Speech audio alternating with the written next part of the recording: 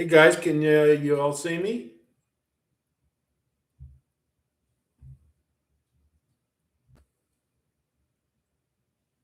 Is everybody here?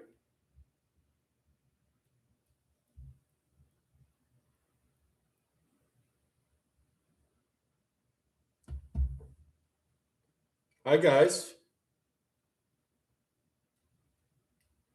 You can all see me? I just want to make sure I'm still a greenhorn about this. Nick, are you? Can you see me? Are we on? Okay. Thank you very much, Irrigation Systems Management. Okay. How you all doing? I hope amongst our group we've got some people who cashed in the Derby. I was not one of them. Oselli, I could not have found that horse no matter what I did. I just couldn't find it. And I got to tell you, as we talked about going into the Derby, I did think a little bit about a long shot. When I looked at the tote board and saw everybody was, there were 2 or 3, 5 to 1, 6 to 1, and for a flicker, just a flicker, I thought Golden Tempo. And the only reason I did, or I didn't push the button, was because I said it's never a horse where the most logical long shot was Golden Tempo, in my opinion. So you know what I did? I went with Den on Bourbon. Chief Walby was my prime bet, but I had a win bet on Denon Bourbon, and hell, he ran a hell of a good race. And we, for the horses that we liked, we had 4 out of the top 5, just not in the right order. And I thought we're going to get to your questions, guys. Thank you, Laura. We're definitely going to get to your questions. I just thought I'd make a couple of comments about the Derby itself. Great White to start things off was really kind of weird. I mean, all I was saying to myself is, not going to factor in the race anyway, so it doesn't impact things at all. The race itself, I've noticed very quickly, talk about the race was brutal. Yeah, it was. From the break, if you look, and we're going to watch the race. I think we can watch the race again. I think I've got it set up so we can do that and maybe stop it, and I can give you some notes on it. But at the break, I mean, Renegade, talk about a prime example of why you don't want the rail, because he kept trying to move to the right and everybody wanted him to go to the left, particularly Mike Smith on So Happy. I don't know what the hell he was doing, but to slide over like that, I mean, he basically sent Commandment, Den on Bourbon. Den on Bourbon was a little quicker, but he just sent so many horses into Renegade to get, trying to get to the rail and get position. So that was right off the bat. Now, Commandment had a tough day. Further Ado to the outside as well had kind of a tough day, just out of the gate. But I think race shape-wise, it pretty much was the way we thought. We knew Six Speed was going to be on the lead. We knew he was going to be able to get to the lead because there wasn't a lot of speed to his inside. I mean, there was, Den on Bourbon was a little quicker than perhaps I thought he might be. And So Happy was really intent on getting up there. But Pavlovian, I was a little surprised that it seemed like when he couldn't get the lead, his day was over. He didn't really factor in the race at all for the most part. And Litmus Test, I thought he would be a little more eager to get the lead. I don't think he had any chance, and turned out he didn't have a good race. But obviously the big, the rubbing and all that crap in the stretch was the issue. I mean, I frankly think they should have taken Oselli down. And you know what they did? The stewards were like, well, it probably didn't impact the finish of the race. Well, I think it did. And I'm going to tell you, I thought Chief Wallaby reacted to Oselli sliding over between the best of the three, Commandment and Further Ado, because he kept going. He had tons of horse. And, you could see that that's all it takes is one little rub. And it stopped him, not cold, but it stopped him enough. Now, I don't think he was going to win the race. I want to say that right off the bat. And I don't think Commandment and Further Ado, I thought were done. I thought they were flat. They really didn't respond, but I don't think it really made that much of a difference. Commandment was a bit of a surprise. I did have him as my second choice. But I will say this. I did say in the analysis that I thought the distance might be an issue for Commandment a little bit. I think it kind of was. Now, he had to work probably a little more than some other horses. That's true. And I think because he had to work to get his position a little more than he wanted to early, it may have taken something out of him late. But I don't think Further Ado really had much of an excuse, to be quite honest. And I didn't think he was going to factor. I just, and so, and I thought Chief Wallaby, I thought he recovered really well because he had plenty of horse. I just think he probably could have maybe got up for second. I don't think he was going to win. I think Golden Tempo or Renegade, one of those two was going to win the race. I thought Renegade, Irad Ortiz, that was a masterful ride. He saved plenty of ground. We knew he would have to swing out, but he did it in such a way that it really didn't impact, obviously, how he finished, because he was able to slowly migrate his way out instead of having to swing with a big move. And I thought that made a lot of difference, obviously. And he had plenty of horse left. And, hey, Golden Tempo was just a little better. Golden Tempo picked the right day to run the best race of his life. I did not see that he was going to be able to make up that kind of ground. And he did.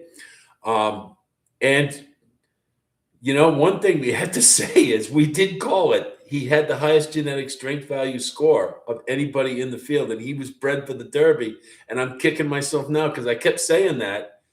And I didn't move him up a little bit because of his running style. I just didn't think he could get there, but he did, and he ran a hell of a good race. I thought it was a funky Derby because of the race riding, and like I say, I think Jose Ramos. I don't know if that was his first Derby or not, but Oselli's ride was criminal. They should have taken him down for that. That was just so bad, in my opinion, but. Those are my thoughts on the Derby. I thought everybody pretty close to ran the way we thought. I thought Golden Tempo was a little better, and Renegade perhaps handled the adversity a lot better, and that's a pretty damn good horse, And so, anyway, I'm going to go back up to the top here and see if we can get some questions, because I know you guys have been waiting. And I want to just say one thing publicly. Ernie, I feel for you, buddy. He had a future wager on Renegade, and damn, you came so close. I feel for you. Okay, Nick C. and hi, Tyler. Nick C. Good evening, Alex. Unlike last year's Derby, which was run relatively clean, yesterday's running was absolutely brutal. You're absolutely right. It was. So happy with Mike Smith. I don't know what possessed him. But, the thing was, it was going to be so important for So Happy to save ground because, he ran a better race than I thought he would. And he did hang around a little better than some of the others. But it was clear in the stretch that he just didn't have enough to get it done. And that was my reservation about him beforehand. For the record, this is an Oliva Milanio Maduro. Awesome smoke. Box pressed. You never go wrong with them. So if anybody's wondering, that's what I'm smoking. And Tullamore Dew Irish whiskey.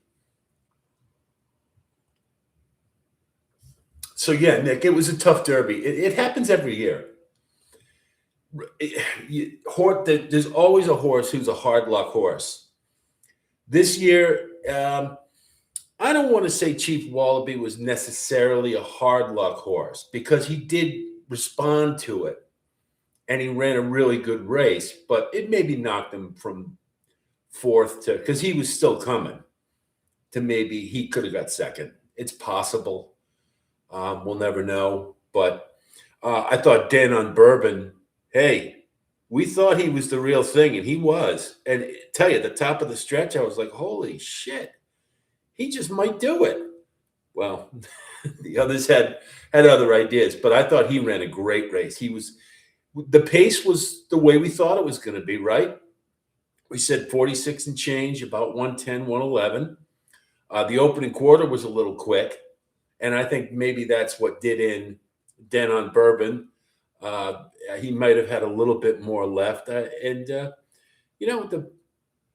I thought he ran a great race, and he was picked. He was, like I say, if I had to pick a horse, I thought was going to win the race because he was up amongst the pace setters.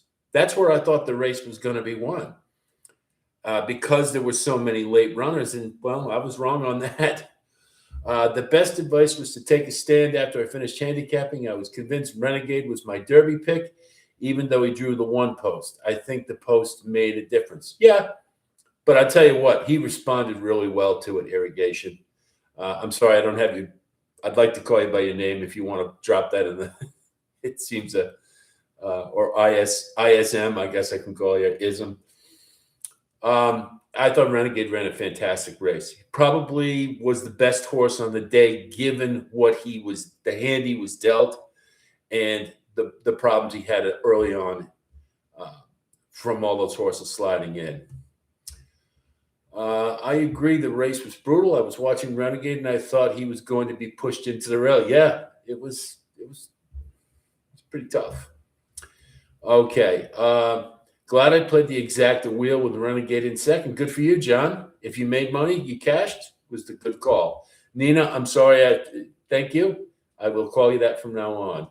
Thought about a long shot, but I had no idea who. Yeah, that was kind of where I was, to be really honest. Like I said, when you see a tote board like that, it's imperative that you look to find somebody, and it was only because I thought too many people would be on Golden Tempo. I was like, it's going to be something bizarre. I never would have picked Oselli. And he damn near did it. He was so close. And at one point I was like, you got to be kidding me. And then all of a sudden Renegade and Golden Tempo. But I went with Bourbon 2, and Renegade circled back and planted my flag where I started. Okay. Squeezed Albus right out the back. Yeah, but Albus, the one actually that we thought might cape on pretty well was Incredible, and he did pretty well in the stretch. I think he finished sixth. He did a little better. I don't know if I thought maybe he would run a good race, but I wasn't overly certain about it. But he did. He ran it. Definitely got a future. Let's see. Oselli didn't care who he ran into. No, he didn't. And that's a really reckless ride. And I'll guarantee you they sanctioned Jose Ramos for that. I think they should have taken him down, my personal opinion.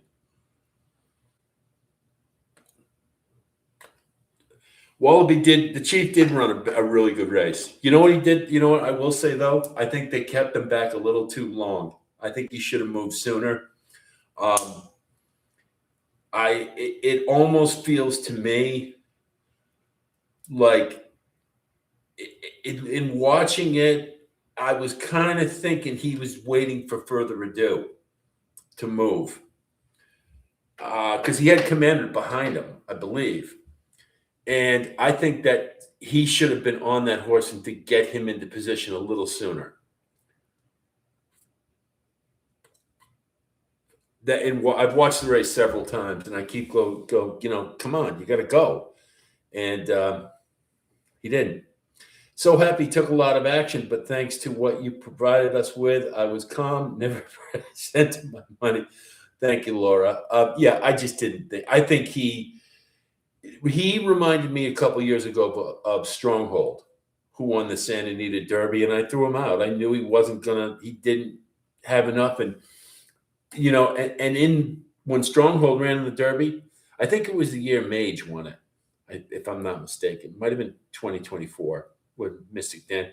He got to the top of the stretch. He made a big move and he flattened right out because he knew he couldn't get the distance.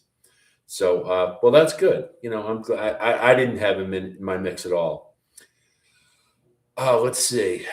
Renegade, rather. Yeah. Okay. I had Potente and Renegade a bunch of times in exactas and Keating tries. I had Golden Tempo underneath. Never could have had Ocelli. Had a bunch of long shots underneath, but couldn't have had the 22. Yeah, that's pretty much where I was too. I did not fall for the bait on Potente. I couldn't. I just kept. I said, it's that spell Bob Baffert puts over people, and they watch the undercard races. And aside from crude velocity or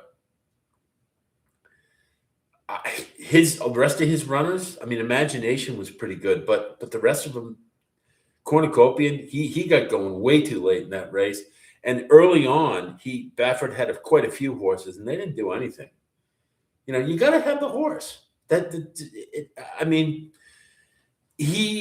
Baffert was quoted saying, "Crude velocity is my best 3-year-old." Well, what's that tell you about the horses that he had in the Derby? Potente could have been one of them. And Litmus Test, I had no interest in it at all. So my girlfriend put $50 on Golden Tempo, never thinking she would win. Hey, good for you, RoboCop. That'll keep you in good. Yeah, Jose Ortiz, Ernie. Oaks Derby double. That was great. And say what you want about Mike Rapoli. That was pretty nice of him to comfort Irad. That had to hurt. They're brothers. They're competitive. And competitors, they love each other, but they're competitors. That really had to hurt. And so I thought that was very nice of Mike Rapoli. Renegade would have won if he had a better post. Could be. I mean, Golden Tempo ran huge. He ran a monster race. And I'll tell you what the tip-off should have been. And this is why in one of the earlier races,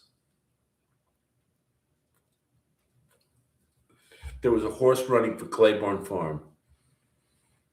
And he had the Claiborne Farm Silks. I think it was for Hall of Fame for Asmussen. I put him in the mix immediately because I was like, if he's wearing the Claiborne Silks, they must be serious. When Golden Tempo was wearing the Phipps Silks, should have known. Because that's an old school outfit. They've been in racing for over 100 years. They go all the way back to the Rockefellers and Carnegies. That's Steel is where they made their money. And I was kicking myself. I said, why didn't I probably should have moved him up a little bit. But this is all Monday morning quarterback. We all do this after the Derby, right? Let's see. I did get the sire wager on Curlin, $25 wager, paid $4.08. Good for you, Ernie. Well done. Jose Ortiz refused to load his horse when Great White Fall happened. Many others had to back out. Do you think it made a difference? No. What would have made a difference, I think, is if they had kept them all in the gate while they dealt with Great White, because obviously the longer they stay in the gate, the more. One of the things every year is when the horses, I believe, who load in the 10 or the one hole or the early holes, they've got to wait in the gate longer than anybody else until even loading them 2 at a time. So but I don't think I didn't think that had anything to do with it. Good for you, RoboCop. How about the 2 brothers coming in first and second in Derby? Yeah, history made. Cherie DeVoe, first female trainer. It's groundbreaking. Renegade is a beast, almost getting swept off his feet at the start and still up, almost winning. Yeah, he was the best horse on the day. I don't think there's any doubt about that. I think so. Do you feel that with Denon Bourbon's 5th place finish in the Derby, maybe the level of competition of the Fukurio Stakes in Japan was underestimated, or was it because the colt was untouched and unfazed? I don't think the competition level had anything to do with it, Nick. He's just a really nice horse. And he showed it in Japan. He toyed that field. He didn't look bothered by him in the slightest. He's just a good horse. And he had very good breeding. And the Kalaka report said that he was just eating the track and showed a ton of stamina. So that was one of the things I was thinking. I said, stamina might be the issue here because to go with the horses who are definitely going to get the distance, Golden Tempo was one of them. Dan on Bourbon, if he hadn't been quite as close to the pace, he might have hung on a little longer, but he still got fifth. What, if anything, do you think about the TVG FanDuel betting app going down on such a big wagering day? It wigged me out. I saw my account. Yeah. Churchill Downs or Twin Spires I use, and they had a big delay after the Derby. It sucks. A lot of it has to do with all the CAW wagers. A lot of people have opinions about CAWs. I'll just give you mine. I don't give a damn. I know it's a problem, and they draw. It sucks when you think you're getting a horse at 20-1, and all of a sudden you get him at 9 because of those last-minute CAW wagers. It is a problem. I look at it from a handicapping standpoint that I can still beat a machine. If that makes any sense. And I have. If you get a long shot, to me, I beat the machine. Because if they thought that was the best horse, he would have gone down to, extremely low odds. But it is a concern. I'm probably not the right one to talk about those type of issues because I don't really follow them. Jonathan Stetton over at Past the Wire, he's really got a handle on that. If you had questions about him, I would ask him. Let's see. I think that if Irad knew that Jose was following him, he would have won. I don't think so, Ernie. I don't. I mean, come on. You did well. You did really well. You picked the right horse. Golden Tempo was just a little better. That's all.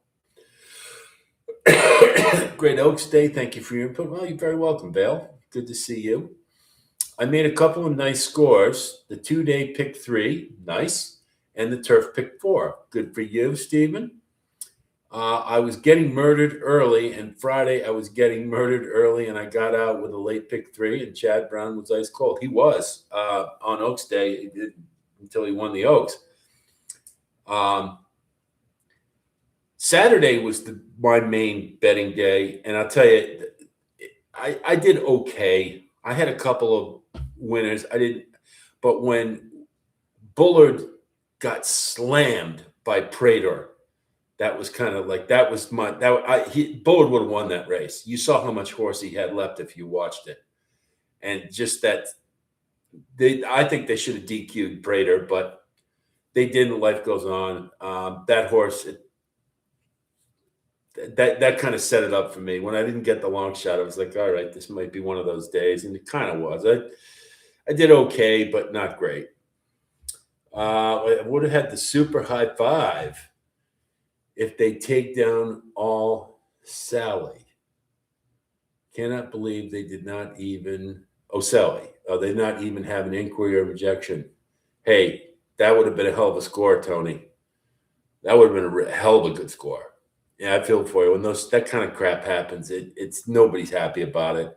And unfortunately, most of the time, the stewards don't do anything because they'll go, well, the outcome of the race wasn't changed. Well, yeah, but what about those of us who have place bets on Chief Wallaby or had an exacta with Chief Wallaby underneath? Nobody had Oselli. I'll be, anybody who scored that superfecta, 94 grand, spent some money to do it. Renegade was the best of the rest. Yeah, I think he was the best horse, period, Stephen, to be quite honest. I thought Emerging Market ran a great race. Yeah, he was pretty good, Vale. And I tell you, watching it, I was looking for signs of greenness. He had a little bit, not too much, though. He looked like he was carrying on just fine. You know what it was with him? And I have to say, I think he just wasn't fast enough. You had a lot of horses in there who were lightly raced. Remember, Den on Bourbon, Chief Wallaby, uh, Emerging Market, Golden Tempo was what his fifth start. I just think Emerging Market wasn't fast enough yet. He's going to be, but I think that was really what it came down to. Let's see. Playing the first two, 17 horses, and the third and fourth would have got you 94 grand. Yeah, pretty good. You would have spent some money though, Ernie, because come on, let's be honest, nobody had Oselli, and if you did, you spent a lot of money to have him. And I'm not going to spend that kind of money. And like I say, I mean, we talked about it quite a bit about the Derby. You have an opinion, trust yourself. Don't throw good money after bad. If you're a gazillionaire, you just want to have the super, and you want to spend what? What would that be? You box those two, then it'd be 2 by 16 by 15. I don't want to spend that kind of money. I just won't. I mean, have an opinion. My friend, you won me a great bit with Tempo after hearing you go over the pedigree and your rule of taking a long shot if you see a co-favorite water race. Well, thank you, Tyler. And yeah, you followed my advice. I didn't. I thought the Chief was the best horse going into the race. I really did. And I have to say, now I know the Puma scratched, but I really thought that the Chief was going to be poised for a big one. And of the Florida Derby horses that ran, he was the best. So I have a little feather in my cap for that one, but that's the way it goes. I always play. Yeah, I know we talked about that, Ernie. I was in a world of trouble once Puma scratched. I had to redo my entire strategy. Yeah, that'll have. I think I told you guys the story of Mind That Bird in 2009. I had my whole strategy planned for Escandarea, who was the favorite. He won the Wood Memorial impressively. Todd Pletcher trained, and he scratched a few days before the Derby. But then the next choice for favorite was I Want Revenge. And he had run like a 114 buyer at Aqueduct. And he scratched the day of the Derby. So immediately I said to myself, I got to find a long shot. Got to find one. Because if there's two favorites are gone, and Pioneer into the Nile ended up being the favorite, and he did finish second. Really weirdly run race, but I immediately started looking for a long shot, and I couldn't get on Mind That Bird. It was the same as Oselli. I just kept looking at him and saying, no, can't do it. And I'm not going to bet a long shot unless I can see it. And so that was the kind of race that, that's when you see a wide open field like that. And, honestly, we probably should have been gearing more. If Bill Mott hadn't trained Chief Wallaby, I probably would have been going for a long shot right from the get-go, because when you've got 3 or 4 horses that are evenly matched, and then when So Happy started taking all that money, and he did because of his name. That was it. Hey, if I win the Derby, I'll be so happy. So people went on it. I didn't like him. Let's see. We're almost getting caught up, guys. Be patient with me. I want to make sure I get all your questions answered. Daniel Zadowski. Hi, Daniel. Jose was so hot on Friday. Yeah, he was. Should have paid more attention. Had saved win bet, broke even.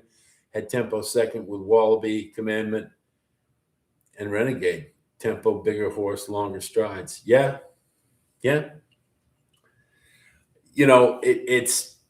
I'm not big on betting jockeys. To me, it's the horse. It's a nice bonus when you have a nice jockey. And the jockey can show the intent of the trainers, obviously. But I don't often bet horses just on the jockey. I can't. You got to have some kind of horse. California horses don't win unless they have the Baffert juice. Well, Stephen, that is a popular theory. And, I remember I was talking to Keeneland with my buddy Tim. You guys know from Trust the Prophets. And I said, why do you think Baffert's not winning? And he goes, they're watching. Might be something to that. Might be. It's a little unusual that he really hasn't, and it's not just this year. He last year wasn't great, and the year before it wasn't great either. And I noticed he had to keep scratching horses so often, especially Arabian Night. Remember him? He just seemed to be scratching him all the time. And I said, "Can he keep him healthy?" And what it might have been is the stewards go, "Well, if you run this horse, we're going to nail you." I don't know. It also could just be he's having an off year, But if this year taught us anything,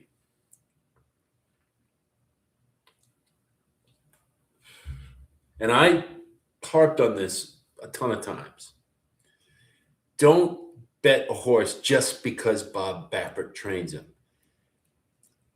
He's a great trainer. He's a Hall of Fame trainer, but he's got to have a horse to work with. Look at Brandt, right? He was the bee's knees. Everybody was all excited about Brandt. Nothing. Desert Gate, haven't seen him. Well, he came back and he won. He's one of the few that shipped well. But these were all supposed to be world beaters too, right? Didn't pan out. Butane, the list is endless. He just had a bad year. Now, he's got that $10.5 million Flightline colt. We'll see what he's like. But if anybody can get back on top, he can. He's going to have horses in Kentucky now. I think he sees the writing on the wall in California, but it also is going to allow him to maybe get a little more comfortable with Eastern racing and in terms of knowing the expectations. I don't know, but maybe it's just hard to know. I tend to believe he's a really good trainer. Do I think he perhaps occasionally might dip into the medicine cabinet? Bobby Frankel used to. Bobby Frankel was a great trainer. It's possible. I was gutted for Rapoli. I read Renegade at the same time, elated for yeah. I think a lot of us were, Nina. I can't believe Renegade came in second. One of the craziest trips I've seen. Probably wins by 3.5 more lengths from a normal post. Possible. Yeah, he was the best horse on the day, without a doubt. After that start and the kind of trip that Irad gave him, worked it out, and he was just able to save enough ground that he had that big kick left. Alex, you think Renegade and Golden Tempo would run in the Belmont? Yeah. Chief Wallaby's going to run in it too. I think it's a cinch that Renegade will run in the Belmont. Mike Rapoli, New York, Saratoga. He's definitely going to run. Golden Tempo, I think probably will run. I don't know if we'll see what he does in the Preakness. That's going to be a tougher race for him because now he's cutting back a little bit in distance. But you know what? He could be getting good at the right time. We'll see about what the field looks like. I still believe the Derby is more of a jockey's race, and Jose killed it all week at Churchill. If it was all horse, the pace would have been faster. I don't agree with that, Ernie. It is a jockey's race, though. You are correct. You really got, and Jose Ramos is a great example of that. You don't do that kind of crap in the Derby. Mike Smith should have known better with So Happy. I don't know what he was thinking there. You've got to have the horse, though. But does it help to have a jockey like Jerry Bailey, for instance? You bet it does. But you've still got to have the horse. The Puma, apparently Laura had a foot bruise, I believe is what I heard. Gaffalione was on Ocelli. In the program, it said Jose Ramos, Daniel. I'm not going to disagree with you. You may be right. But I just, on the past performances, I have listed Jose Ramos. Let's see. Denon Bourbon proved he belongs at the grade 1 level. I agree, Nick. I think he definitely did. Ocelli making some huge contact is a bit not a bit, a lot. It was a lot. It cost, like I say, I don't know if it cost Chief Wallaby the win, but he definitely paid the price because he was lucky to get fourth. I think he could have been second. And, if he doesn't do that, and here's the other part of it. If he doesn't do that, Renegade and Golden Tempo, it's a little harder for them, isn't it? Because he took a lot of horses away and opened the lane up for them.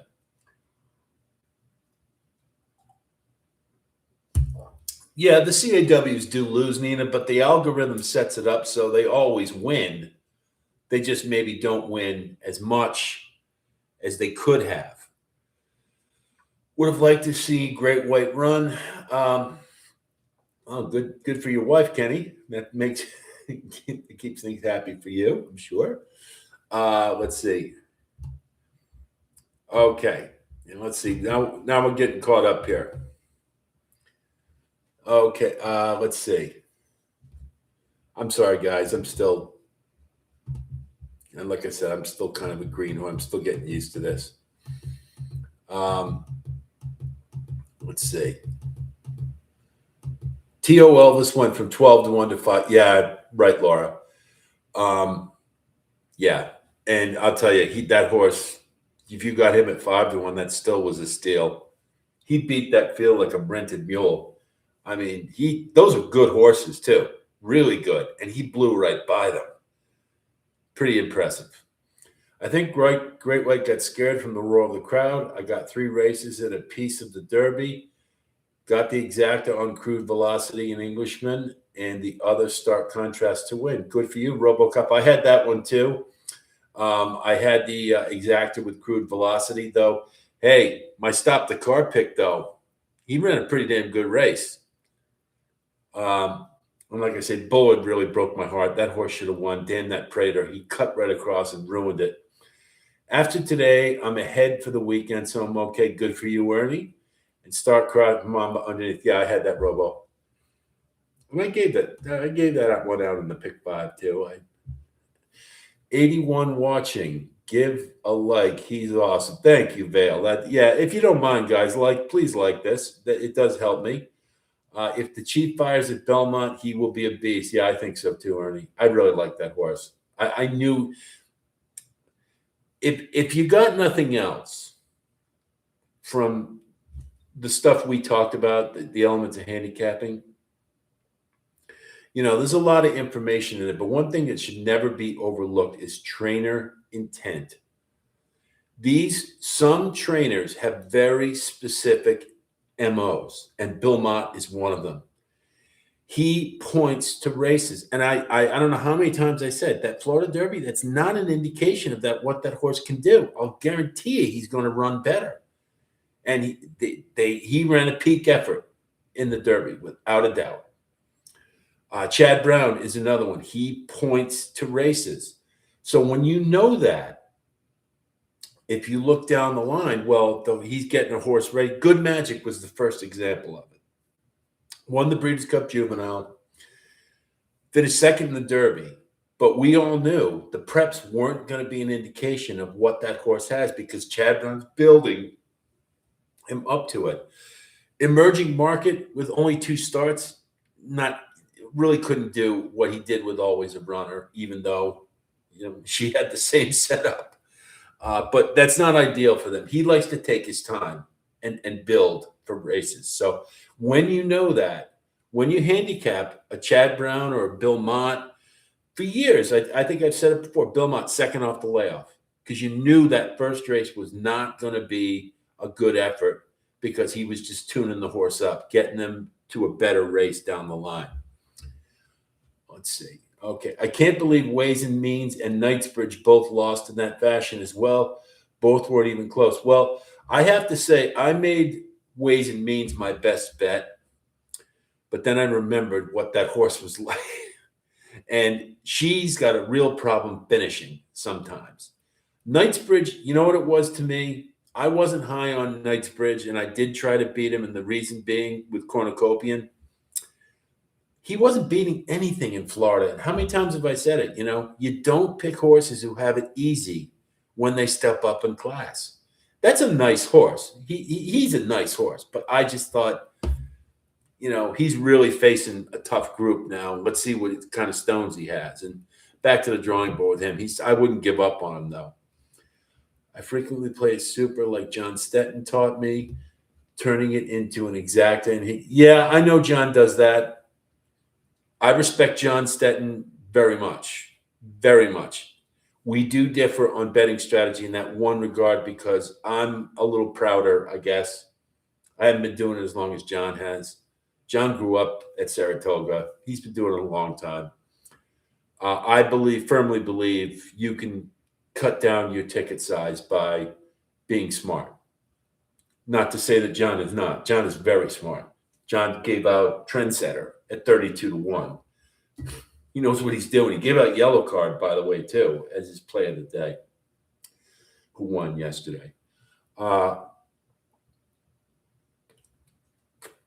So, Ernie, if that works for you, I would highly recommend you continue to do it.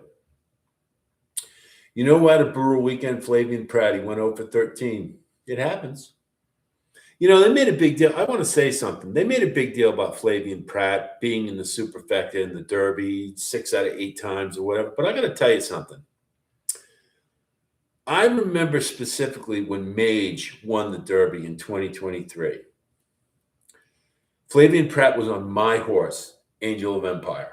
That was my horse. I picked that horse off in the Smarty Jones running against Victory Formation. And I made so much money on that horse. I got him in the Risen Star. I got him in the Arkansas Derby. But in that race, do you know why Mage won it? He moved sooner. Castellano moved him early. That was the trip that Angel of Empire should have had. And instead, what happened was Angel of Empire was following Mage. Mage got the jump on him. That's why he won the race. If you go back and watch that Derby, that's exactly what happened. And I always remember that about Flavien Prat. I think in the Derby, sometimes he's a little reluctant to pull the trigger. Food for thought. Bill Mott got shut out of the winner's circle over the 2 days. Yeah, sometimes it happens. But the one thing you can always say, Laura, about Bill Mott horses, on big stakes days, they're going to run their very best. And maybe that was the best Knightsbridge can run against real competition. We don't know. Michael from Stuttgart. Hi, Michael. Good to see you again. I had always a runner in the Oaks Derby double, running to Denon Bourbon Renegade in emerging market for 100 across. Tough beat. Big sweat. Yeah, me too. I had Denon Bourbon, so I was pretty excited, but I would do the opposite, Alex, not bet a horse because Baffert trains. Circumstantial. Always remember this, Laura, and all you guys. I've talked a lot about when we talk about handicapping. And incidentally, a couple of you have asked about tutorials. We're going to do that. I'll have a live tutorial. We will do something just like this. I will tell you what the topic is beforehand, and maybe I'll share the screen with you. We'll go over some past performances with Brisnet, and I'll show you some things, and you can ask me questions. But one thing I want to make abundantly clear about handicapping that you have to remember, and I said it last week in the Q&A because somebody said, my system. And I said, you cannot have a system when you handicap. You cannot do it. The reason being is systems mean you have to do the same thing every single time. And are 2 races the same? Any 2? No. They're all different. They're all different. And remember I talk about all the time when we talk about race shape or trying to find a ribbon, something that's consistent throughout the race that identifies where we should focus? That's what I'm talking about. That's called a method. That's using your experience, your knowledge, your track knowledge, what you know about speed, form, class, speed, and pace, the 4 elements of handicapping, and putting it all together for each particular race. It is not the same every time. So please, there are times when, yes, you want to bet Bob Baffert, of course. I liked Cornucopian on Saturday. And I thought he got a lousy ride. He moved way too late. And but there are times to bet a Bob Baffert. If you don't want to just because it's Bob Baffert, there are people who think that way. If you do that, then maybe, I don't know. Sometimes it's going to work for you, sometimes not. That's all I'm saying. Hi, Temple Bailey. I really believe this Kentucky Derby was going to turn into the prospective father versus son ending, not brother versus brother. I don't think I was thinking it was going to be Bill and Riley Mott 1-2. I never had that thought. Maybe 1-4, 1-3, not 1-2. Is Crude Velocity going to be in the Preakness? Don't know yet.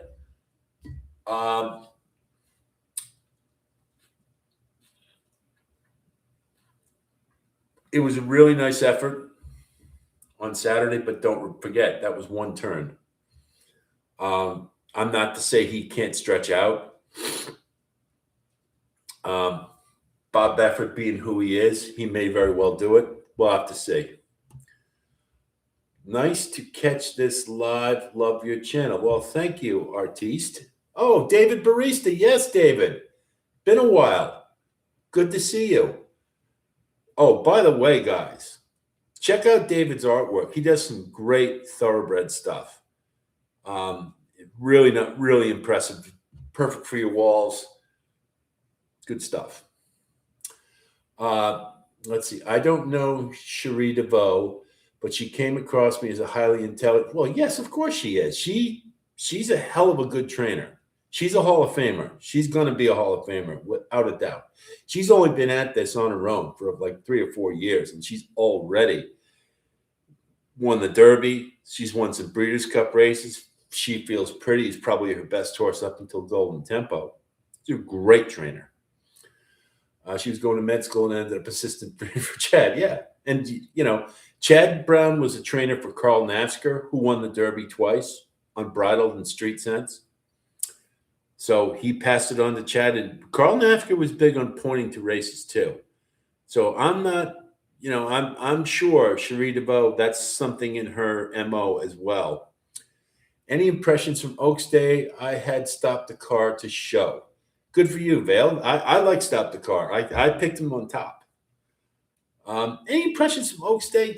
To be honest, it's not a day that I pay more attention to Saturday because I know I'm going to be able to play the whole day. Most of the time I'm working on Oaks Day, so it would be foolish of me to give you an impression. Thanks for Bullard. I had overlooked, put him for second. Good for you, Laura. Yeah, he should have won that race. He really should have. Thank you for your willingness to share your heart. Well, no problem, Ernie. Anytime. T.O. Elvis is a beast. It'd be interesting to see if they keep him here. Why do you say Ramos? It was Gaffleone. Okay, Daniel. If you look at the past performances, it says Jose Ramos was his jockey. That's where I'm getting it. But if it was Gaffleone, I stand corrected. Don't yell. Just kidding. It's all right. Can't believe yet another closer won the Derby. Seems like this new trend is now the norm. Any idea what the reasoning for the slower pace closers winning it as of late? Well, bear with me a second, Tyler. Well, there's a few things that have to do with it. You got to remember, first of all, in the Kentucky Derby, when they get out of the gate, they got to hustle like hell to get into their position. Like 6 speed from the 17 hole, he had to gun it to get to the lead. Denver, Wonder Dean, they were all very quick out of the gate. So it's inherent that you're going to have that first quarter is going to be pretty quick. And you haven't hit the turn yet. The first, you've got a quarter mile before you hit the turn. So they're moving pretty well. You couple that with the magnitude of the event. We talked about that.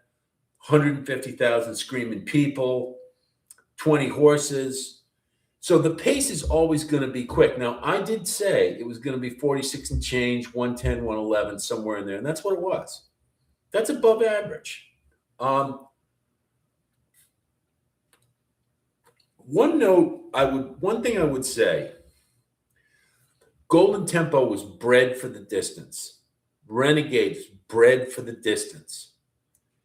There was no doubt for those two horses we're going to get a mile and a quarter. No doubt at all. However, think about all the horses in that race where we thought they probably would get it, but Commandment, I wasn't sold he was getting a mile and a quarter. Why did all those jockeys leave him? I think they knew. He's a classy horse, but it's probably not a little too long for him. Further ado, I didn't think he could be effective because of his late pace fraction. And even though he had the bumping, that wasn't why he lost the race. He had flattened out. He had nothing left. There were a lot of horses so happy. So there were a lot of horses. I don't think a mile and a quarter was necessarily their friend. It was for Golden Tempo. It was for Renegade. That has something to do with it. Because when they have to run quicker than they want to, and it's not a distance they necessarily love, yeah, it's horses who are coming from off the pace who don't have a problem with it. Yeah, they're going to have an advantage. The year Rich Strike won it, hey, that was just, the pace was suicidal. Summer is Tomorrow was like 22, 44 and change, 109. And it's all the more to Epicenter and Zandon's credit is that they withstood it and were still there. But Rich Strike had a better trip and he got a bead. Mage, came from off the pace. I wouldn't call him necessarily a closer. I just think he was probably smart, Castellano was, to keep him off the pace a little bit so he had a little more in the tank. Commandment kind of had that run. I think they wanted him more forwardly placed. And I think that break really impeded his ability to get to where he wanted to. I do think Commandment suffered from that. But he didn't look like he had a lot of horse in the stretch. It's just, it's hard to say. I mean, it really, just remember, every year is different. Now, this year, I thought Chief Wallaby, Denon Bourbon, without a lot of pace in the race, they were in great position. Chief Wallaby, I thought, was a little too far back. Denon Bourbon, you saw what happened, right? He was right up amongst the pace leaders. He made his move, boom. He was in the lead, and he looked like he was going to win the damn thing until he backed up a little bit.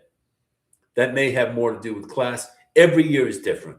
So please, when you handicap the Derby, you got to look at all the elements like we do. And sometimes it may mean a horse coming right off the pace or leading can win it.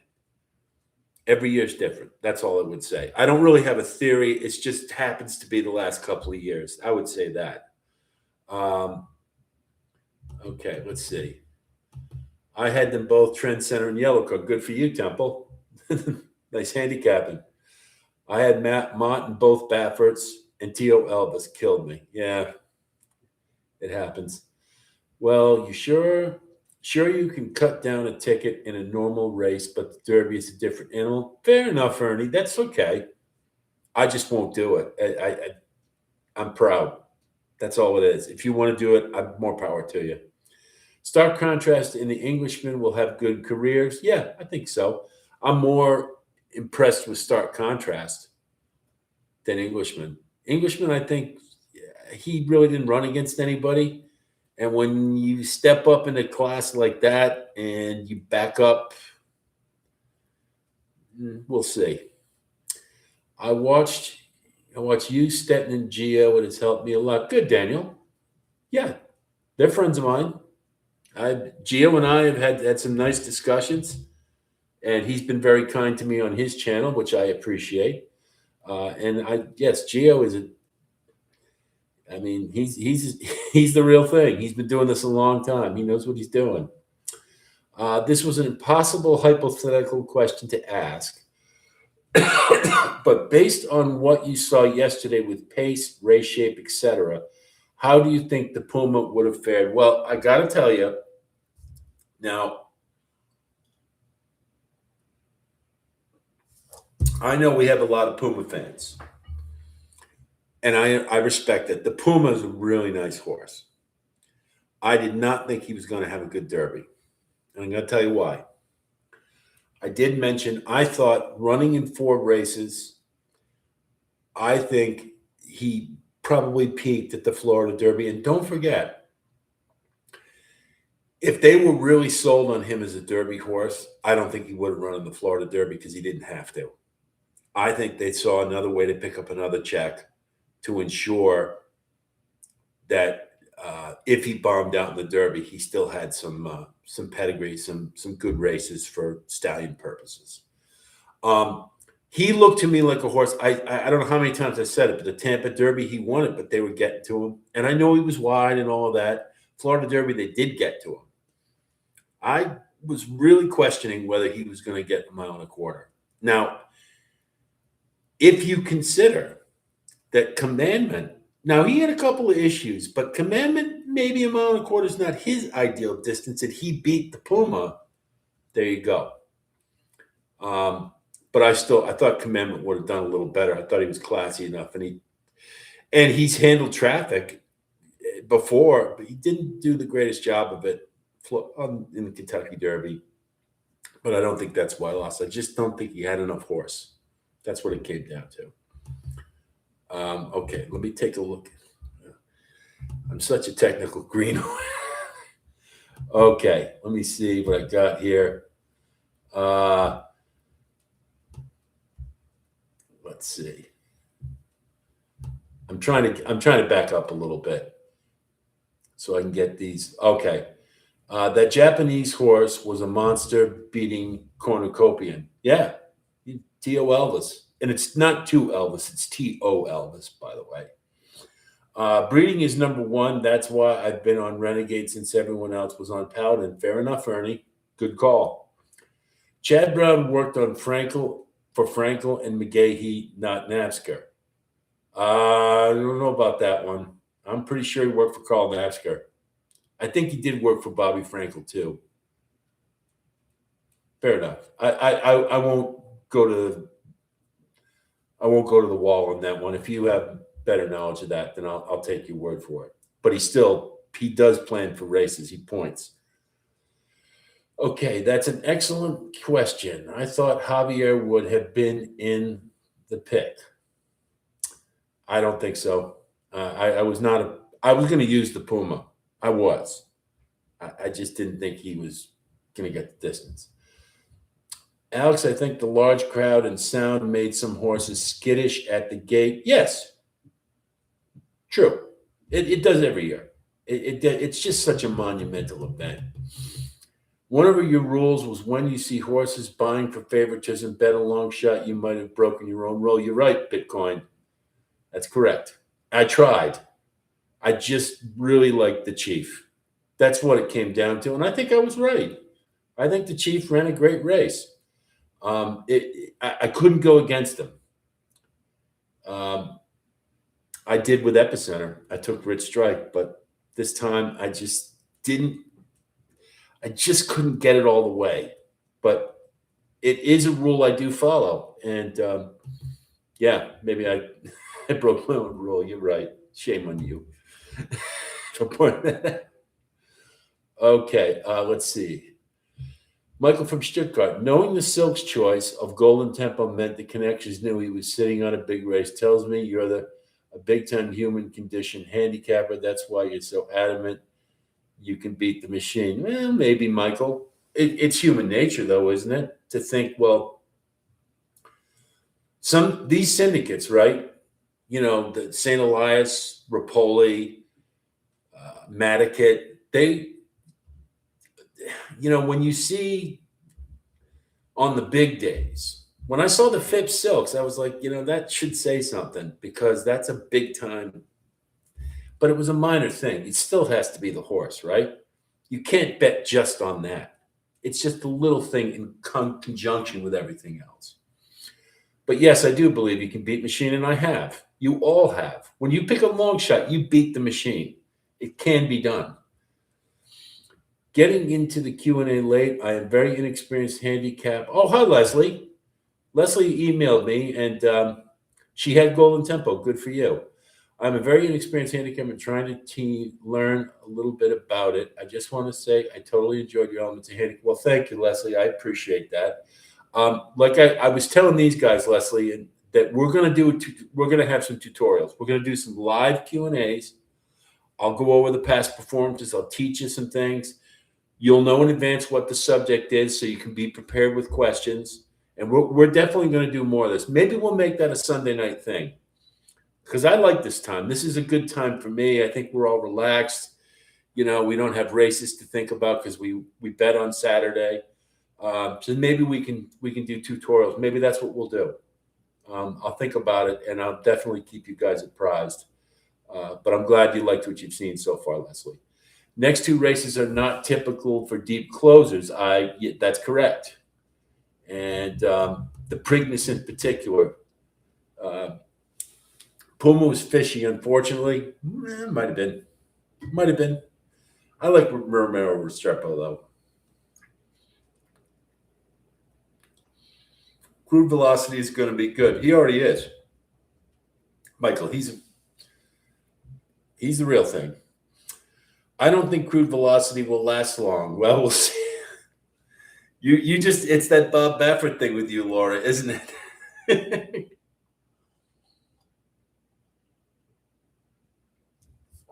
Charlie. Hi, is it Charlene?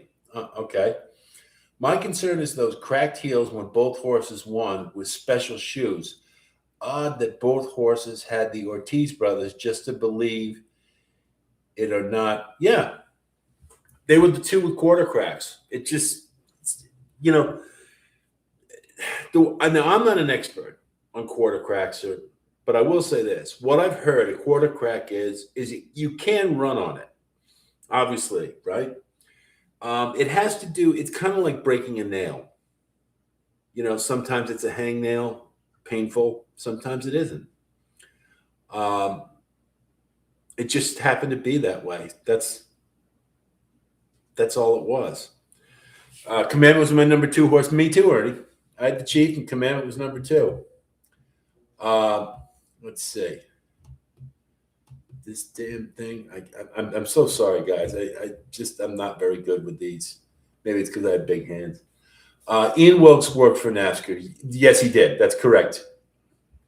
What's your name? Pick the pros and ponies, just so I know. I don't like calling you that, to be quite honest. I'd rather use your proper name. But you're correct. That is correct. And maybe I got it mixed up. I think Great White bucking put some horses on edge. Yes, definitely, Tyler. Alex, were you doing a breakdown videos for such for the Preakness and the Belmont? Probably not to the same degree that we do for the Derby, because the Derby, we've got all that time and it's 20 horses. I likely, what we could probably do is we'll do some we can do some contender profiles, likely is what we'll do, and we'll definitely break the race down, but I don't know that we're going to go into the elements of handicapping formally. We're certainly going to use them, and if there's something that comes up that I think is noteworthy from each of the elements, you'll know about it for sure. We'll see.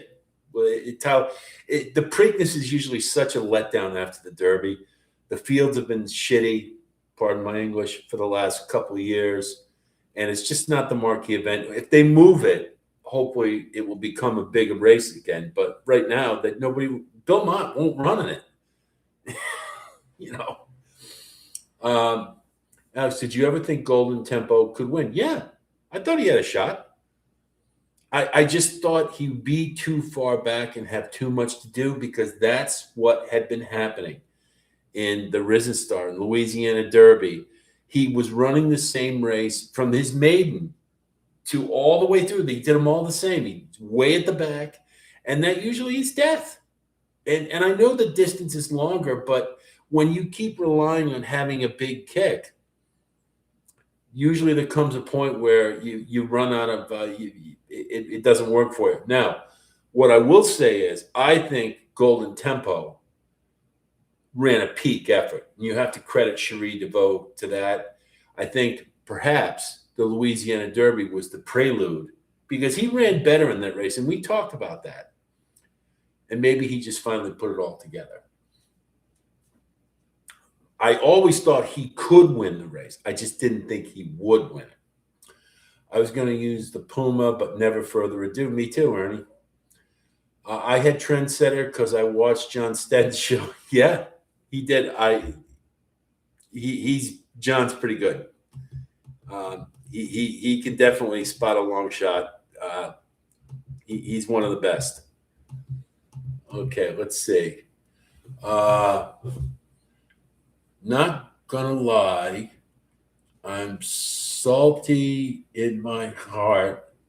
I felt like the Puma would have won the race, but we'll never know. Tempo sheet pattern 773 prime. I'm assuming you mean the Thorograph for a big forward move. Yeah, that is true. John points that out a lot. You can have horses run the same figure a couple of times, and then they run a big effort. That's definitely a Thorograph play. Hot Rod, and good to see you, by the way.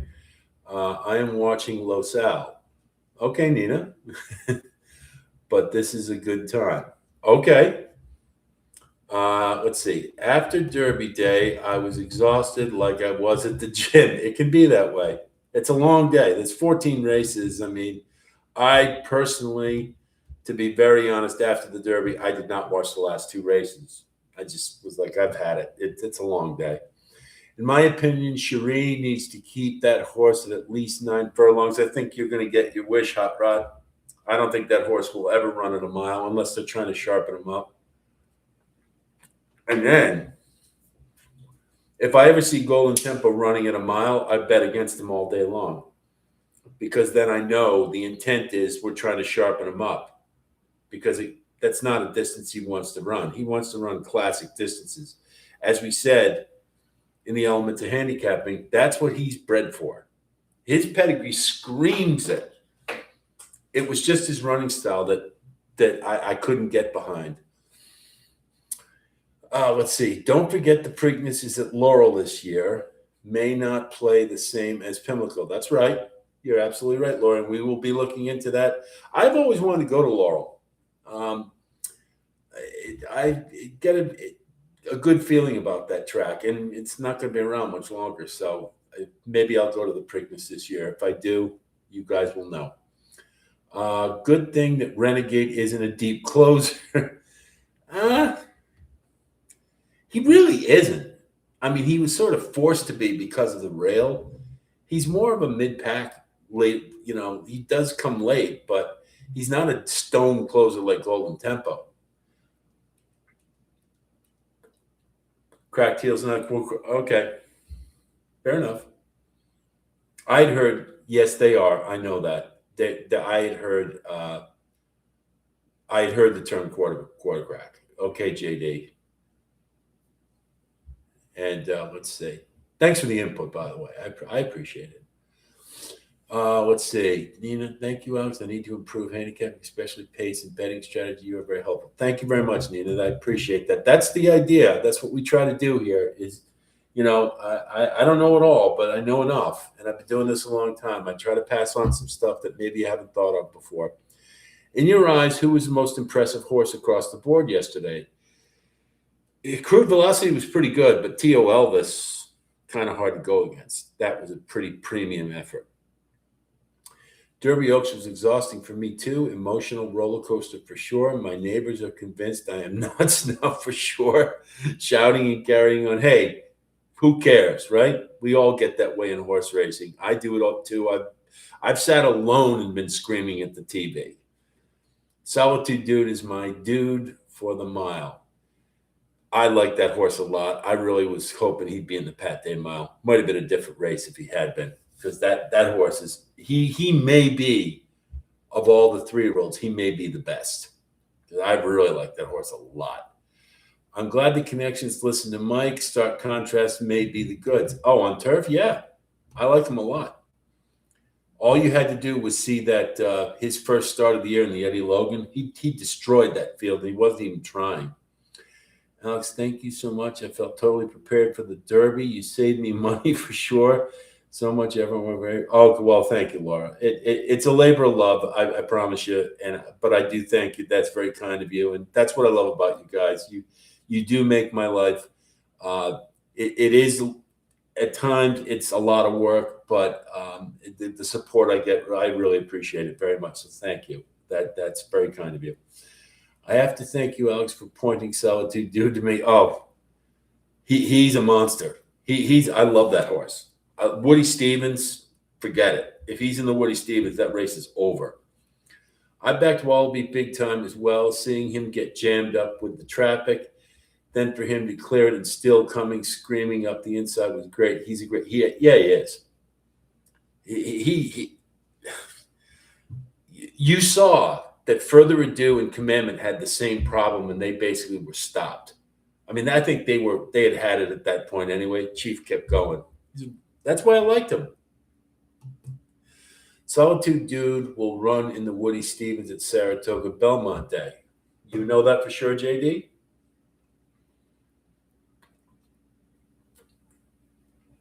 I would assume so. And he'll be a single for me in any sequence. I love that horse.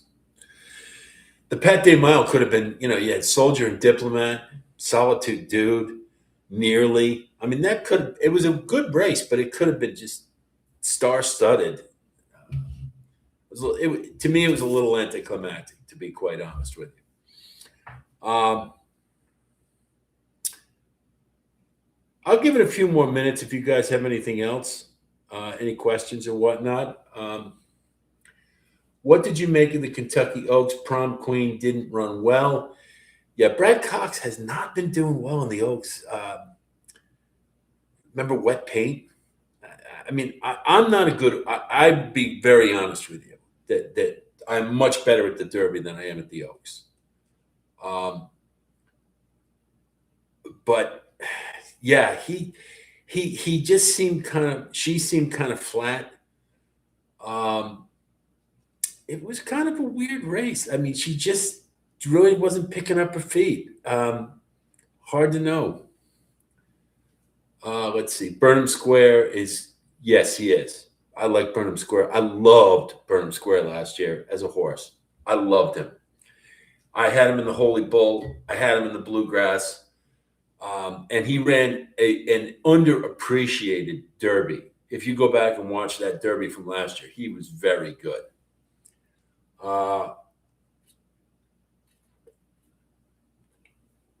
Good cheer. Yeah.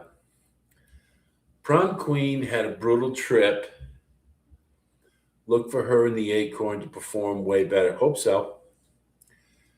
Do you like the 8:40 start time? There were a ton of viewers on TV. I bet they keep that. Yeah, they're going to do that. That's okay for me. I'm prime time, sure. If they can get more people interested, that's fine with me. Good to see you, Nina. Thanks for participating. Thanks for coming by. I appreciate it. Going to give it a few more minutes. Can't wait for summer. Big time horses will be making their return. I'm not a Ted Naffy fan. I'm going to tell you right off the bat. He would have been a toss in the Derby. Now, just remember, the 2-year-olds, that Breeders' Cup Juvenile didn't come back as much of a race, right? I don't think he's a 2-turn horse. Maybe in the King's Bishop, or the Jerkins, what I still call it the King's Bishop, but maybe we'll see. Let's see. Did you see the controversy with Baeza? Yeah. Oh God, that was awful. He just blew it. Yeah, that he almost. I'm to be quite honest, I'm surprised they didn't declare him a non-starter. It was so bad. But what you can't take from it, he still finished second. He's going to be good, really good this year. He's going to be really good, and at some point, Bill Mott's going to have to put him and Sovereignty against each other. It's yeah. Let's see. He filled the swear jar. Everyone back Mike Rapoli. He is one of the few fighting for horse racing. That's true, Ernie. I just wish, I don't know what the answer is. I've thought long and hard about it. I said, well, maybe if he was a little more diplomatic. But you know what? Maybe this is what the sport needs. You just have to drag everybody kicking and screaming. And he's willing to put himself out there. You got to give him credit for that. And he has a lot of good ideas. I really like your presentation on Reddit The Wire. Very helpful what you felt. Well, thank you, Charlene. I appreciate that. Always a runner. Race at Tampa. Told me everything I needed to know. Brutal, brutal trip, and still won in the hand ride. Yeah. What? No to Ted Nafi? Alex, really, that is shocking to me. Are you being sarcastic, Laura? No, I don't like Ted Nafi. I not for two turns. Not for two turns. Yeah, I think Baez would have won too, Robo. I wonder if that will come in the Breeders' Cup Classic in October. I think it's probably going to. He's going to have to pit them against each other at some point. What other race are they going to run in?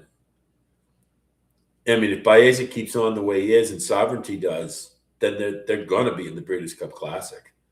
I mean, I don't see how they wouldn't be.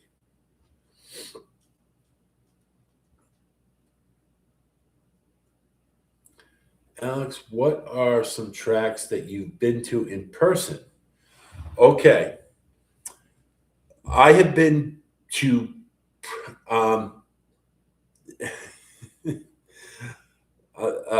I'll be right with you, Ted. Further Ado versus Ted Nafi, probably Further Ado because of the two. He's a little better at two turns. If it's at Keeneland, no contest. What are some tracks that you've been to in person? Any favorites? I'm going to tell you, Keeneland is without a doubt my favorite track now. And this is coming from a guy who's been going to Saratoga for a lot of years, and I love it up there. If you have never been to Saratoga, I highly recommend it. I always describe it as it's a wonderful life with a racetrack. Beautiful, beautiful place, super nice town, great people. And I tell you, Keeneland is the best. It's like an Ivy League institution. It's the rolling hills, and they've got people everywhere to help you. You never stand in line for betting. They've got plenty of places to get a drink. The track itself is beautiful. Somebody took the time and had a plan to make a great racetrack, and you feel it. It's can't be beat. And let me tell you, the Paris Pike, all those farms, it's really, really nice country. And the ride from Lexington to Louisville is no slouch either. That's going the other way, but really nice. Keeneland, my favorite. I have been to all the New York tracks. I went to the old Narragansett, where Seabiscuit ran. He started his run in East Providence, Rhode Island. My grandfather owned pieces of horses there. My father went there. I got to go there when I was a little kid. Let's see, Suffolk Downs in Boston, of course, Rockingham in New Hampshire, which is no longer there for thoroughbreds. Let's see, Aqueduct, Belmont, Saratoga, of course. Went to Monmouth last year. I really like Monmouth as a track a lot. I really do. I liked Monmouth. I've been to Parks. Aqueduct is a dump. Thank God it's gone. Parks I was not impressed with really very much at all. There really wasn't a lot of thought that went into that place. Pimlico, I was there on Preakness Day. I have a story. I had my mother with me who was in a wheelchair, and it's not as handicap accessible as they make it out to be. It was a disappointing experience, but we'll see. At Laurel, I bet it's a little different experience. I'm willing to give it another shot, but Pimlico did not sit well with me. Let's see. I have not been out west. I am dying to go to Santa Anita or Del Mar. I would love to go to either of them while they're still here. We have to say that, unfortunately. And I'm always endeavoring. Colonial is another track I'm kind of interested in going for the summer because it's got a great turf course. I've been to Churchill, not on race day, but I toured it when I was down in Keeneland, and it's pretty cool, pretty impressive place. The Derby Museum they have there is terrific. Let's see. People will come from all four corners of the earth to come to Saratoga. They sure do, Temple. And it's Saratoga is, like I say, if you live in the Northeast, what's keeping you? I mean, it's only about an hour out of New York City. And, I live in New England. I live in Rhode Island. It's only 3 hours away, three and a half hours. Right down the Mass Pike, boom, you're there. Who is your favorite horse of all time? Hardspun. He's not the best horse of all time. He's my favorite for a lot of reasons.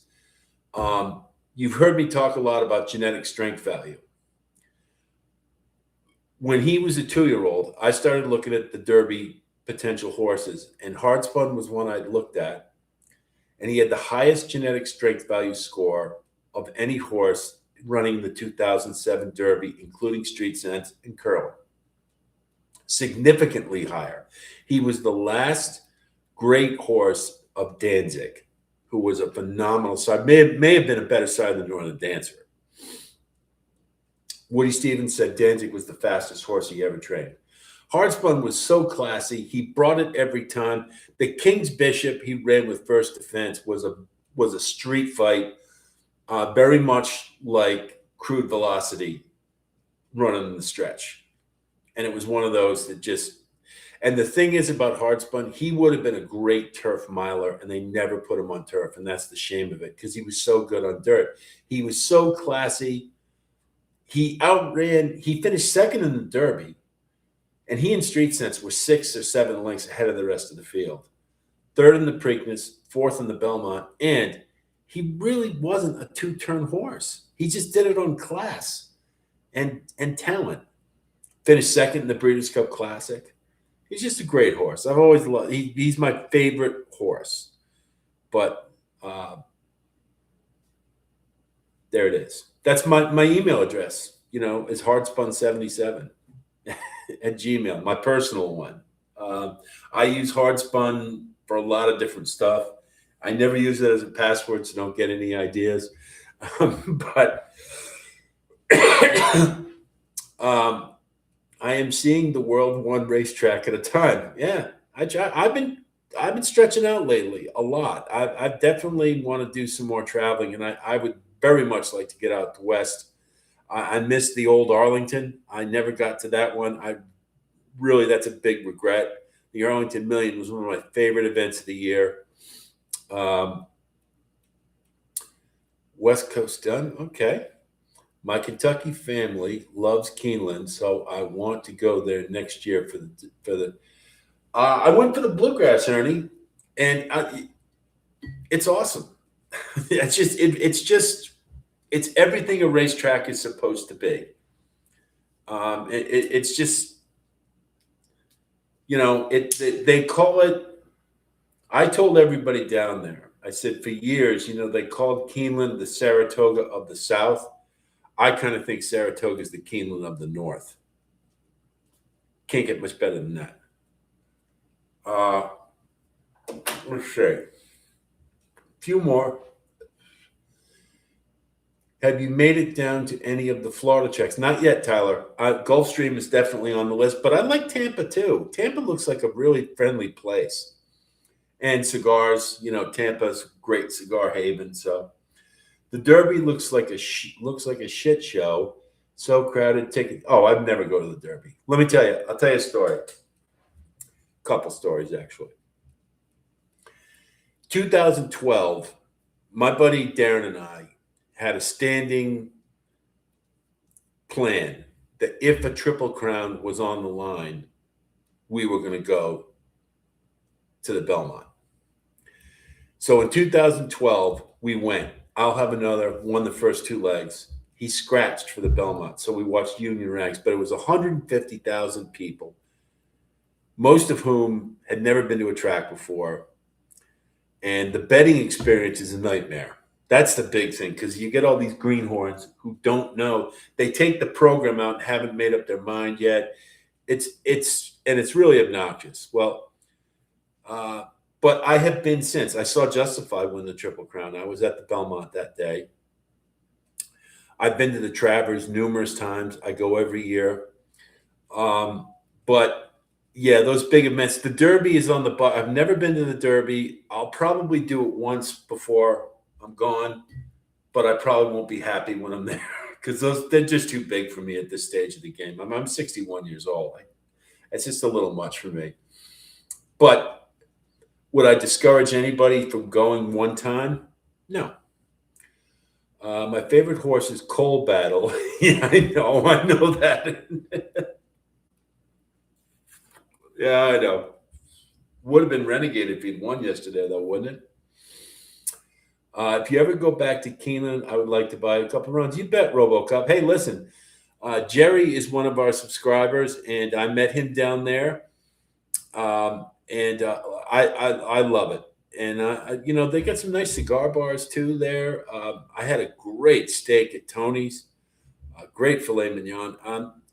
Lexington's pretty nice.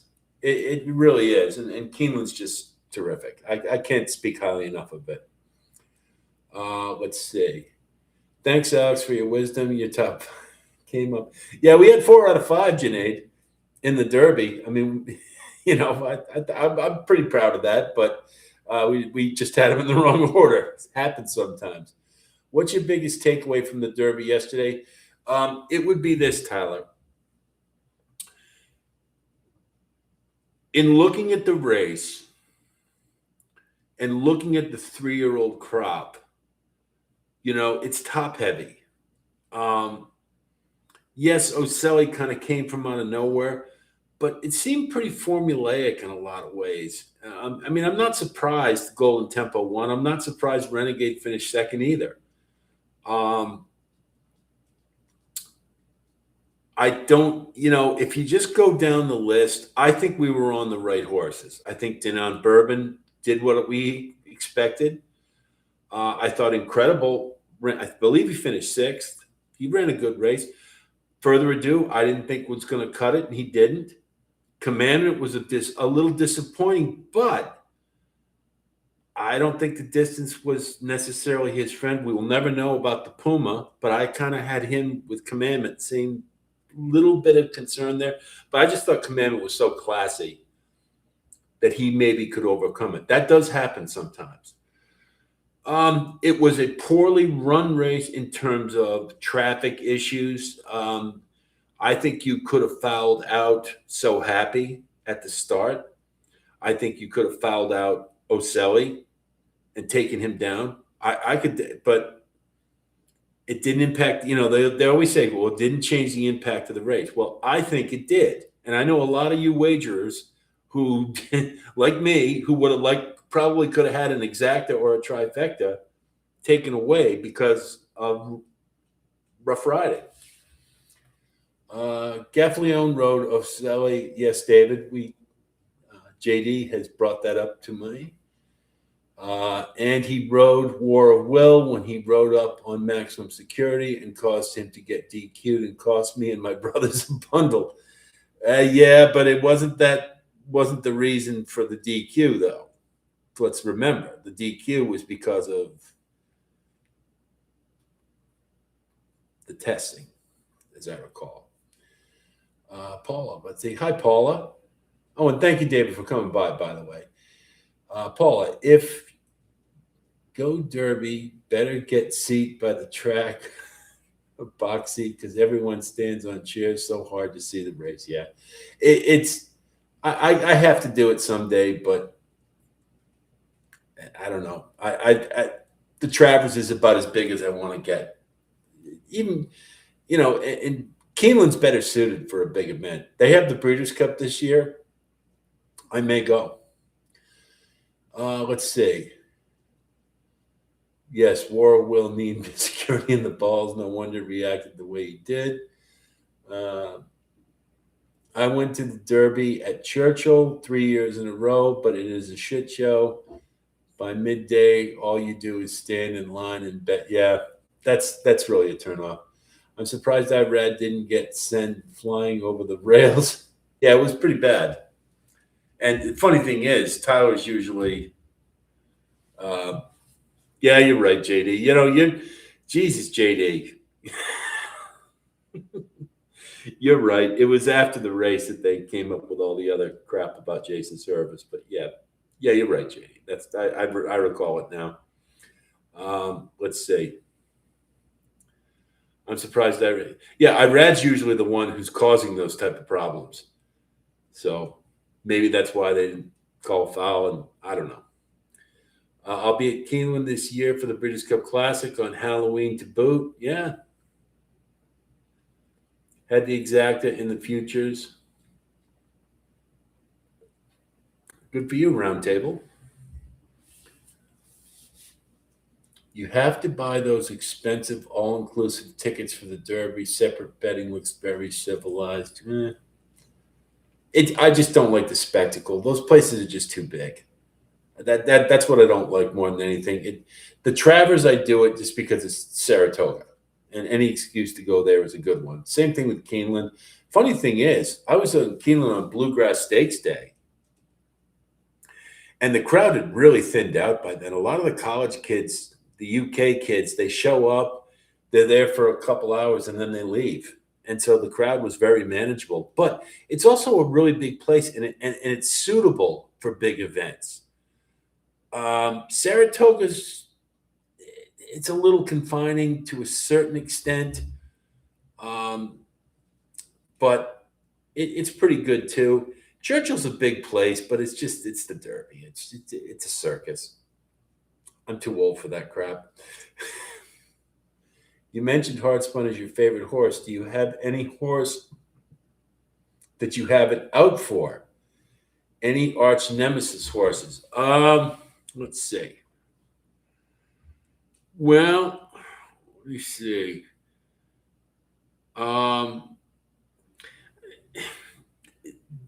Prater cost me a fair amount of money yesterday. He ducked in on Bullard, and they didn't do a damn thing about it.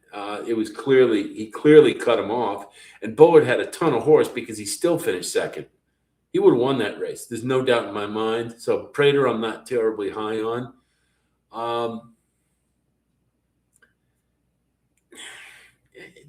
It's.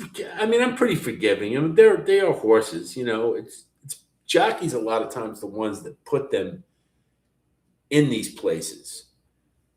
Okay, you like Secured Freedom yesterday, right? Now I had him. If you took my 4 horses in that race, I had all 4 in the pick 5, and they finished 1, 2, 3, 4. Secured Freedom, the best thing that could have happened to him was KK getting off him, because in the San Felipe, he just put that horse in a terrible place.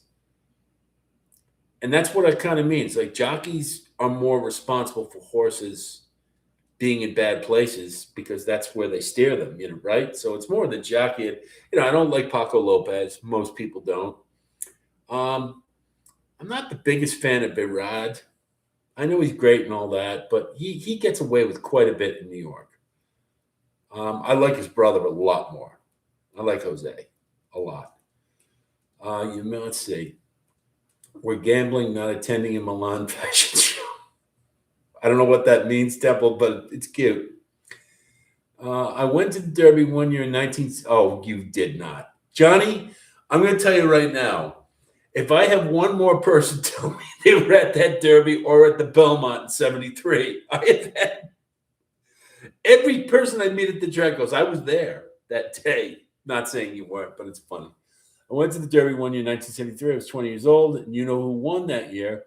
I bet on Sham. Sham Sham would have won the Triple Crown any other year. He was an excellent horse. And don't forget, you know who else you saw in that race? Johnny, do you know who finished 3rd in that race? I'll give you, he's in the Hall of Fame too. He's one of the greatest horses of all time. Everybody forgets that he was in that class that year. That's right, Temple. Correct. Forgo. Pretty good. Let's see. It was not because of testing. That's right, David. Yeah. Hey, senior moment. I hate the horse politics. Big name trainers and jockeys get a pass for a foul and known.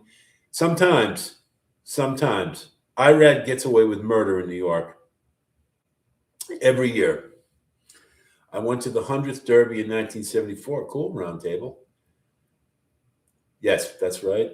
My brother came home from Vietnam. He and his wife took me. No, I don't call. That was Forgo. Okay, Temple. I thought maybe he did. Yeah, but he was pretty damn good company. Our Native was a good one too, and he's got stakes named after him, and he was in that class. So, pretty good.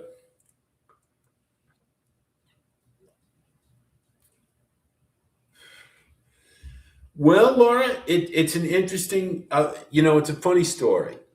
It's an interesting thing how I got into handicapping. Um, my family was my grandfather owned horses. My father was a great handicapper, but if you knew my father, he wasn't the kind of guy who taught you things.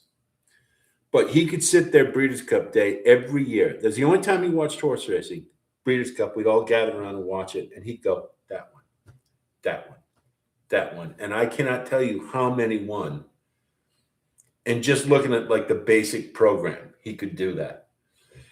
My mother was really into it. She loved Secretariat. They got to meet him. We had a videotape of it. We've lost, sadly, but at Claiborne Farm. So when I went toward Claiborne, when I was down in Kentucky, I had seen it all before. It was really, really cool. My mother was really into it. Summer Squall was one of her favorite horses. And I used to go take her to Saratoga with me all the time. I sent her there for her 60th birthday with her and a friend of hers. She had never been. She went before I did. But there was always in the air. But when I was a kid, we watched the Derby, watched the Breeders' Cup mostly. Breeders' Cup we watched every year. But it wasn't until later on that I started to get into it. The horse, I'll tell you a horse that really got me excited about horse racing was it Rossi. I was like, wow, look at the Breeders' Cup Juvenile. Look at this horse, just blowing him away. Can't wait for the Derby. Finished eighth. You never know. But I was always into it, but I really got into it probably around the time the book Seabiscuit came out. I was in the hospital, and my mother came to see me, and she goes, you need something to do. She brought Seabiscuit. I couldn't put that book down. I must have read that 4 times, cover to cover, when I was in the hospital. And I said, I got to get into this. And that's how I got into it. And I was always kind of a passive thing, but then I really dug into it. And when I learned something, I learned by immersion. I read a ton of books. They're on, by the way, right at thewire.com. All the books I've read are on there as a list for you if you want to learn about handicapping. Start with Picking Winners by Andrew Beyer. It's the Bible. That's the best book to read. I still use things from it to this day. Betting Thoroughbreds by Stephen Davidowitz. Those are like handicapping Bibles. You read those two. If you can't get something out of it, I'd be really surprised. Then there's all kinds of books about pedigree, pace handicapping. I read them all. And that's how and then making mistakes at the track, just playing the ponies. And just after a while, you start to really get it. And that's how I get started. Let's see. Do you think Baffert being quite terrible outside of California in recent years is a permanent trend? No, I do not. He's too good. He's too good.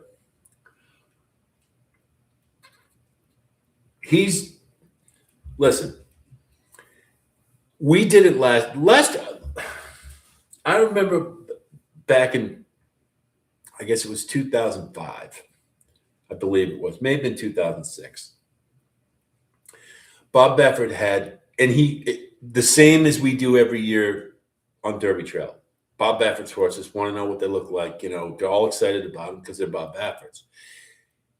He had an off year. He had Point Determined was his horse. The horse just never got it. He never figured it out. Bob Baffert wasn't on the Derby Trail that year. So that's from that year on, I never get like over the moon about Baffert's. They got to prove it on the track. That's the first thing. And, I've said it before, I'll say it again. You can't just bet horses because they're Bob Baffert's. Madaket Road last year, he's a nice horse. He brought it every time, but he just couldn't win because he wasn't good enough. He probably overachieved because with any other trainer, he wouldn't have been as good. The guy's a great trainer, but he needs the horse. He had Point Given. Point Given should have won the Triple Crown. Bombed out on Derby Day when Monarchos won it. The pace was lightning fast. He doesn't always win. he's in a fallow period right now. He could rebound next year with no problem whatsoever. He's a great trainer. Alex, I have a major question for you. If you owned a big time racehorse, what would you name him? First of all, I got rules about naming horses. These are just my rules. I love horses who have one word names. I don't like when they have 2 or 3 words. I like one word as if it was their name.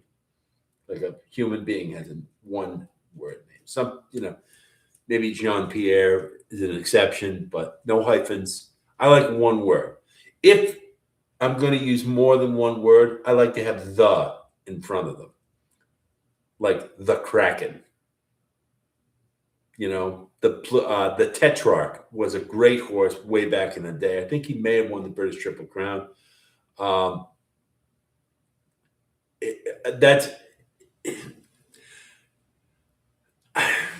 it would be one word. I always thought that the first horse I ever owned would be like a combination of my mother and father's names. My mother was Roz, my father was Al, so Rozelle. I don't know. If it was a filly, it'd be Rosalia, something like that. Let's see. Do you find yourself coming down hard psychologically from all the work you did and time you spent now that the Derby's over? It's difficult for me. It can be, Michael. It gets easier the older I get. And I said it last week in our Q&A, and I guess it bears repeating. You got to remember something. It's just a horse race. It's just a horse race. It's the horse race. I understand. And that's, you just can't drive yourself crazy. Good night, Ernie. Thanks for coming by. And always a pleasure. I hope to meet you in person someday. Thank you very much. There was a time when I was first starting out that, I would get really drained after the race because it just, you put all that work into it and it's gone, it's over so fast.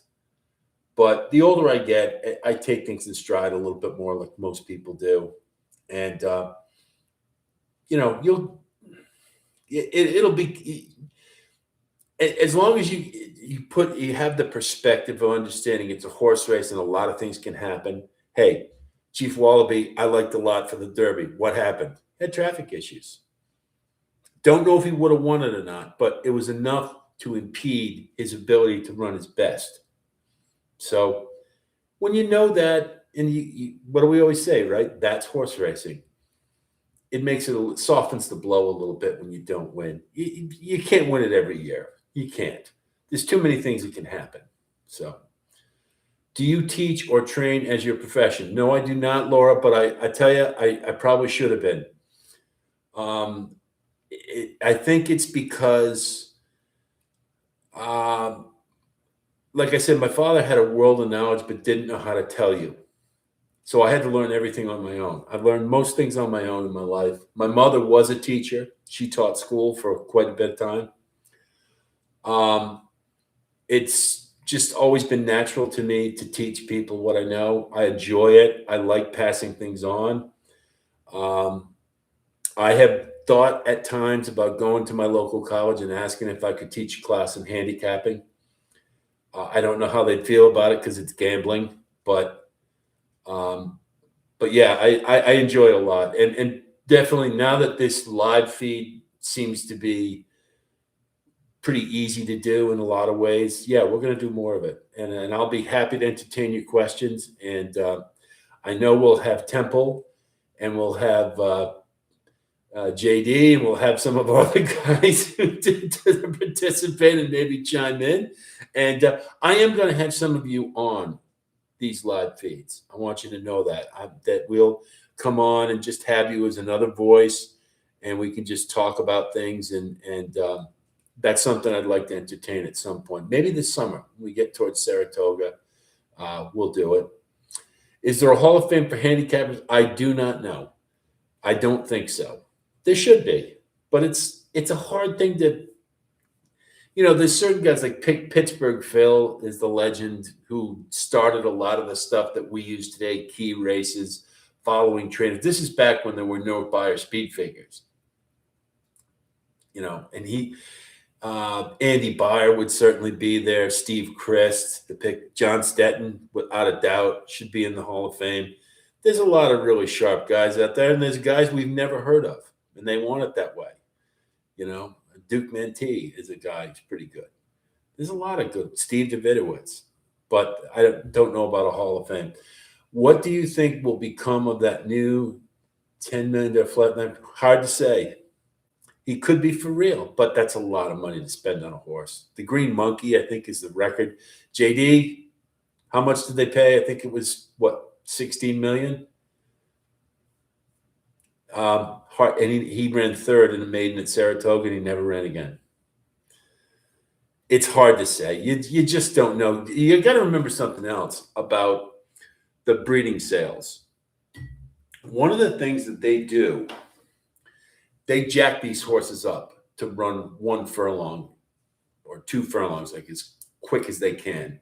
It takes them a while to get to recondition the horse, because once they're geared up to do that, but that's to impress the Japanese, because they used to love to come watch. Oh, he ran in 11 seconds. Wow, ran in 10 seconds. That's pretty quick, but don't forget, are they ever going to run 1 furlong again? No. You're going to run 4 at the 4.5 at the least, and probably 1.25 miles, some of them. So it shows a nice potential, but I got to see confirmation and a few more things before I would get real excited. But that's why they do it. I don't know. We'll see. I think Larry Collmus is always good. I like about Larry Collmus is that he's calm. I mean, that may sound kind of crazy, but I just like he's got a very easy voice to listen to, and he knows how to jack it up when there's drama there. I thought he was fine.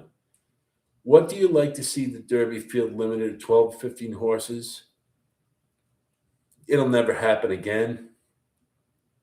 They've had years where they only had 3.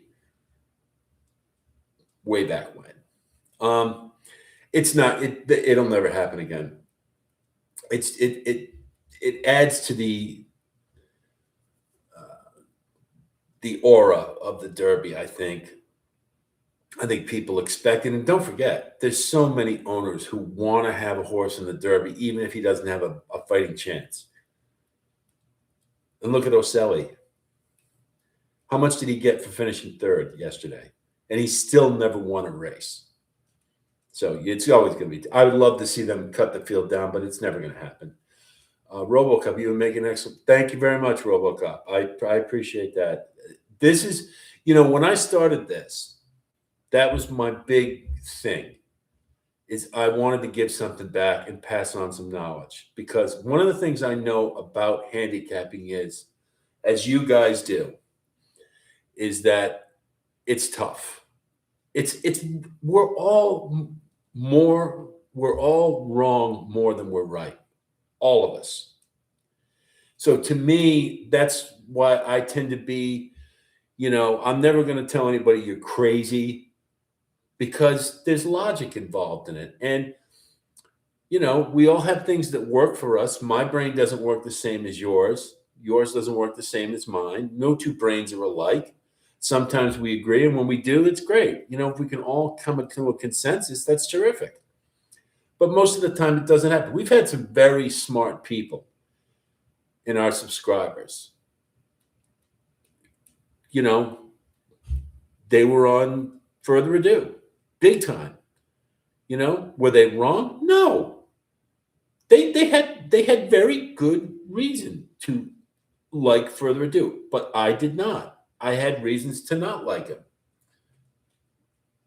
Have I been wrong about horses before? You bet I have. You bet. It happens.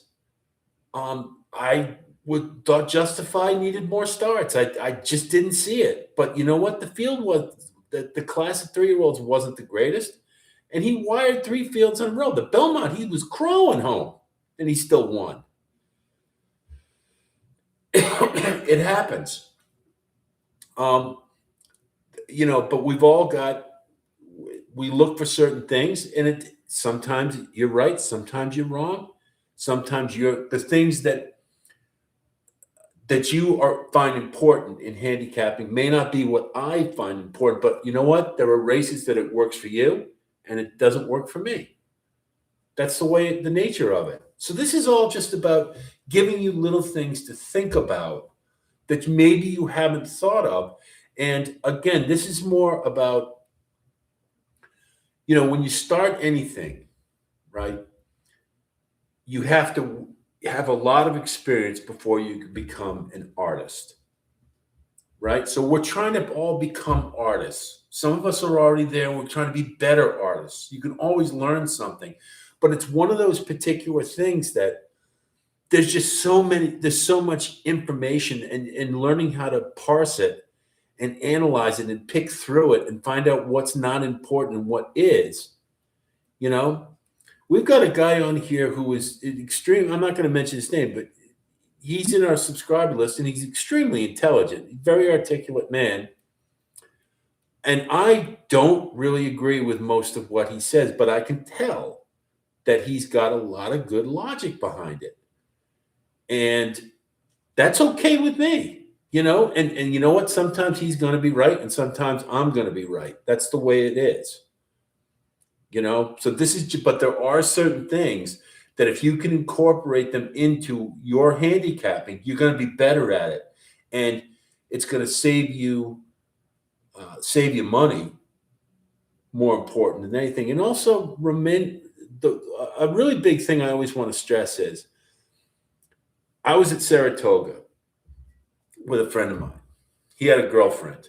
She bet on every horse in every race to win. What do you think my reaction was? Why did you do that? Why would you do that? I want to feel good. But you're wasting money. Wouldn't you take more pride if you took the time to figure out how to pick the right horse? No, I just want to feel good. That's nuts, right? That's not us, but that's the way some people operate. I don't want to be that person, and I don't think any of you guys do too. So we try to work on our craft. Long-winded, I'm sorry. Name for a horse, load the wagon. Yeah. Oh, you must be a Raiders fan, Daniel. John Madden. Never mind if the horse is blind, load the wagon. Could we stake you in a handicapping contest? Okay. I'm very flattered by that. Thank you, Laura. I am on the NAC tour. I have yet to compete in an event this year because the Derby's just too much, takes too much time. I am on the tour. I have competed, not as much as I want to. I'm going to try to be more regular at it this year, and we'll see. But thank you. That means a lot to me. Actually, you said that. Thank you very much. I'm sure these names have already been taken, but I've always liked Skyline. I like that too. Silver Surfer, too comic book for me, but I like Skyline. One more thought before I turn in. I think these Japanese horses should have to run a prep race in the United States. Not a bad idea, Ernie. And you know what? If they were smart, they would. They tried it. Remember, was it Mandarin Hero a couple of years ago, ran the Santa Anita Derby, and everybody got all excited about him? Not me, but a lot of people did. I think if they really want to win the Derby, they're going to have to start coming over here. David, let's see. We should also have better handicapping stats on Japanese horses if they want to race over here. That's true. Yeah. That's one of the reasons you want to see them here, so you can figure out how good they are. Betting every horse in a race is unsportsmanlike.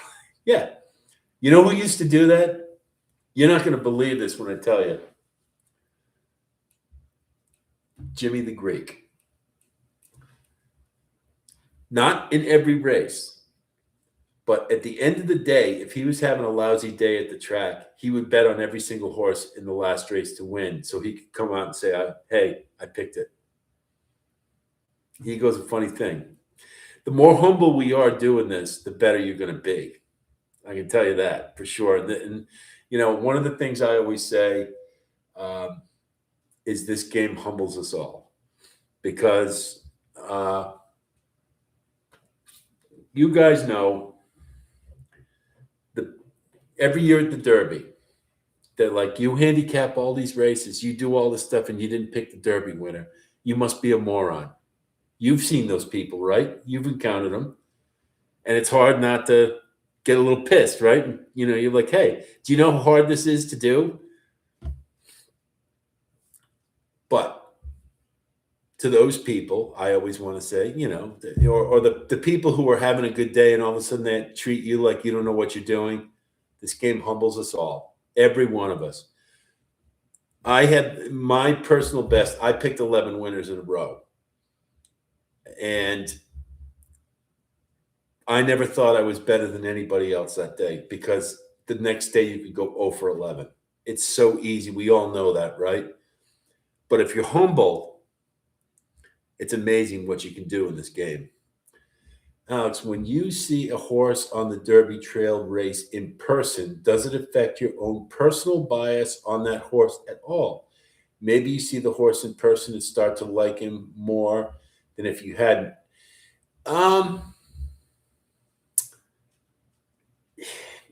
Sometimes you really like a horse.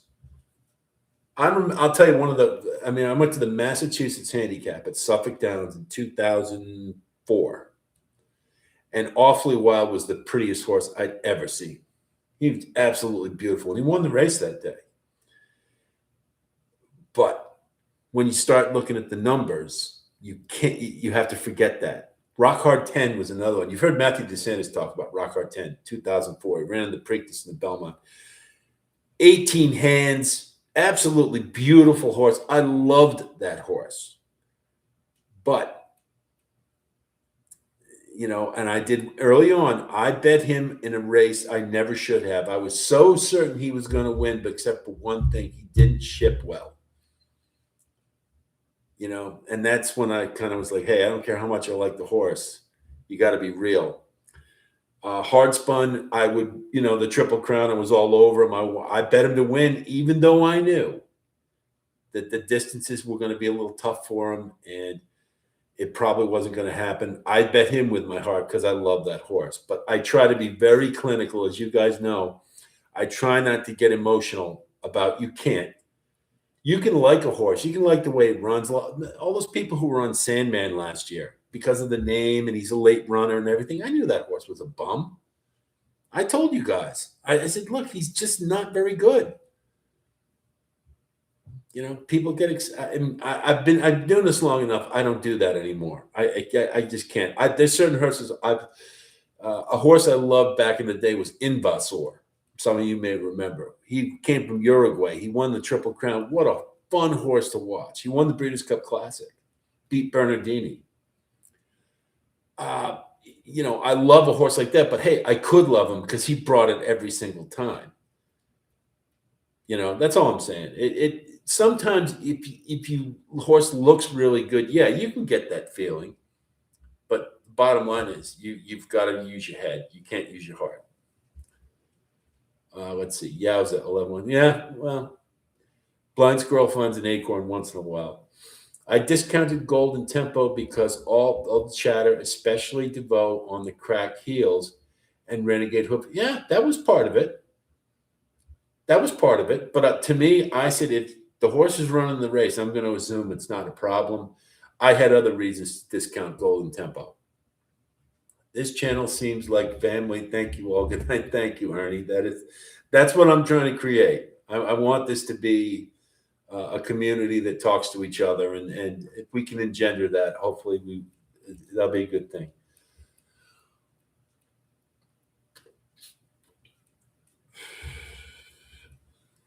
Okay. I bet Golden Tempo in the previous 2 prep races. I said no more of my money. Oh, it's not. You are not idiotic, Laura, at all. Don't ever be so hard on yourself. I bet Golden Tempo in the LeCompte. And I bet him in the Risen Star. He didn't win the Risen Star, but he did win the LeCompte. I was so sure after his maiden win, I said, you can't close from the clouds like that in a 6 furlong race without talent. Problem is, he never changed his style. But hey, he ran his eyes out on Derby Day, gets full credit. Peak performance. And yeah, the Thoroughgraph probably would have been a good indication that he was ready to run a big one. I just didn't think he could. He kept being beaten to the punch, as it were. I like the every Sunday night. Yeah, we may do that. I think we can. What I think we maybe can do is, especially Saratoga. I think that'd be a lot of fun. And we're going to try to do more. Every year I say this, I try to do more Del Mar because I really like Del Mar. I think it's I love the West Coast, and I love playing Del Mar after you've maybe had a tough day at Saratoga. You go and you can still play Del Mar. But yeah, one of the things I am very big on is I do want you guys, if you have ideas, I'm more than willing to listen. You don't have to do it here. You can communicate privately with me about things you'd like. I think the tutorial idea is a really good one. I think we'll probably get onto that after the Triple Crown, if that's all right. Just the way it works, it's going to be on our mind anyway. But after the Triple Crown, things to die down before Saratoga, so we'll have some time. And the other thing is, we're going to have Royal Ascot. Some of you guys have been with me for a while. I do Royal Ascot every year because I love it, and it's kind of a down period in horse racing. So that's always a really fun time. And if you're available during the day, you can watch the Royal Ascot races on Peacock, and they're great. It's really cool. I love European racing a lot. I don't do nearly enough of it. I really enjoy it. Del Mar is more honest in the payouts, especially exact. Okay. It's an honest track. I like, the one thing about the West Coast I don't like is that they're a little too speed favoring. I like tracks like Oaklawn, Churchill Downs that play fair. You can win on the front end. You can win from behind. They're fair. It's about how good a horse you have. That's my personal opinion. Breeders' Cup, yeah, it should be, Johnny. I may go. I tell you, Keeneland. I'm going to be an annual Keeneland guy after this year. I really like it.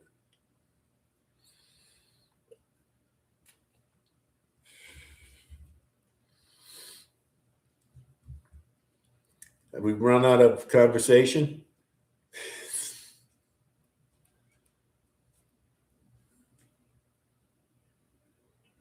Okay. This went on a little longer than I'd like to. I tend to like to keep this at like an hour and 15, hour and 20 minutes. It's that's my personal thing. Do I have a PO box? Okay, I'm going to draw the line on one thing. No personal information from me. Okay, that's just got to be the way it is. You can email me. Oh well, that's very kind, Laura. I will. Oh, I will tell you one thing that I'm toying with. How do you guys feel about merchandise, swag? I was thinking about maybe selling some hats, T-shirts, that type of stuff. Is that? Oh, do we like that idea?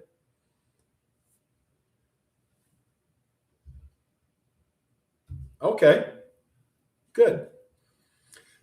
I was thinking about taking us to another level there, and what we basically be real simple.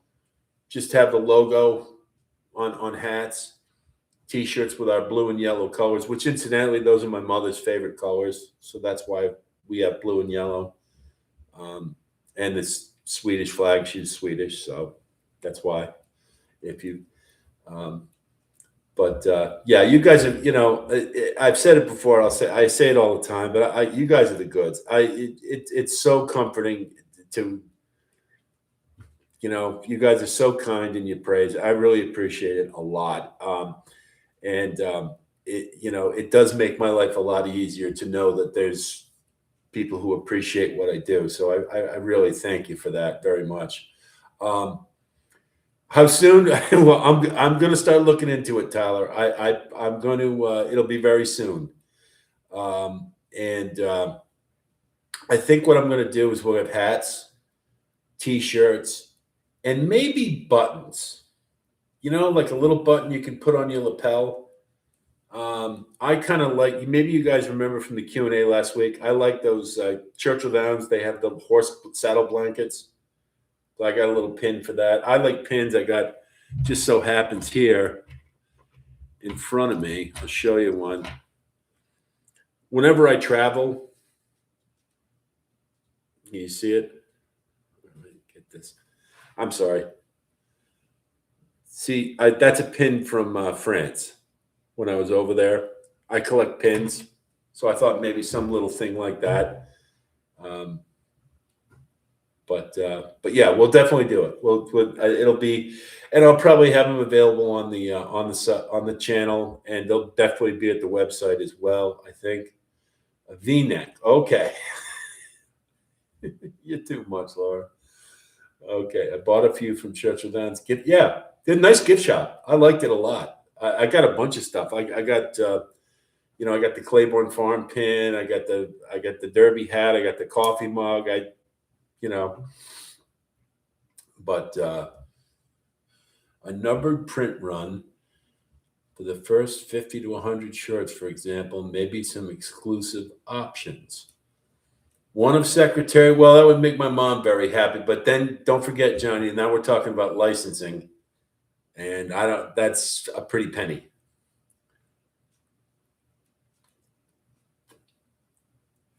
But yeah, you got to always remember. Oh, I'm gonna. Yeah, okay, Ernie. No, I will definitely have caps. As you can see, I wear a lot of baseball caps. Wear one every day, so we will definitely have them, and we'll definitely have T-shirts, trucker hat. Okay. But yeah, we will. All right. Well, that's good feedback, and I'll definitely start looking into merchandise, and we'll have that available in the store. The one thing I kind of thought might be I got to think about designing some kind of like a handicapping, like a notepad or something. I was kind of thinking about that. Maybe I'll go to a printer and talk to them about, just something you can take to the track with you so you can journalize everything, your bets, and like would that be something you guys would be interested in?